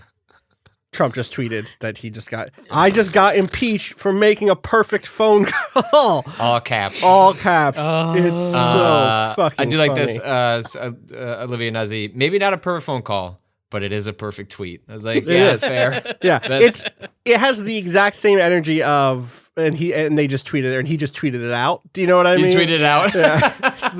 It has all of that energy. All right, you know what time that is? I thought you were gonna say a drill tweet. God, I mean, it does. It does have drill. It does have drill tweet energy. You're not wrong, at all. Okay. 5. Whoa! What was that beep? That was me hitting the marker button. Got you. But not actually being in that. Yeah. In that place. Okay. Officer at Son of Odell Beckham Jr. butt slap case says he resisted urge to punch player, decided against it on the spot arrest due to the jovial atmosphere of the locker room. Oh my God. Locker room talk. Great. Good. God, oh. What? Bringing it full circle. Anyway, let's ready go. to do this? Is this an episode number or is this a special? This is special. It's not an episode number. No, I don't think so. Straight is up. that? I don't know. What have we done for? We haven't done Spoilercast episode numbers. I think, at least not recently. Okay. I haven't. I don't know about before me. Yeah, before you. It's fine. Hey, look, there is no pre-Cado anymore. We live in a Cado world. So. Yeah, it's true. It's true. All right, ready?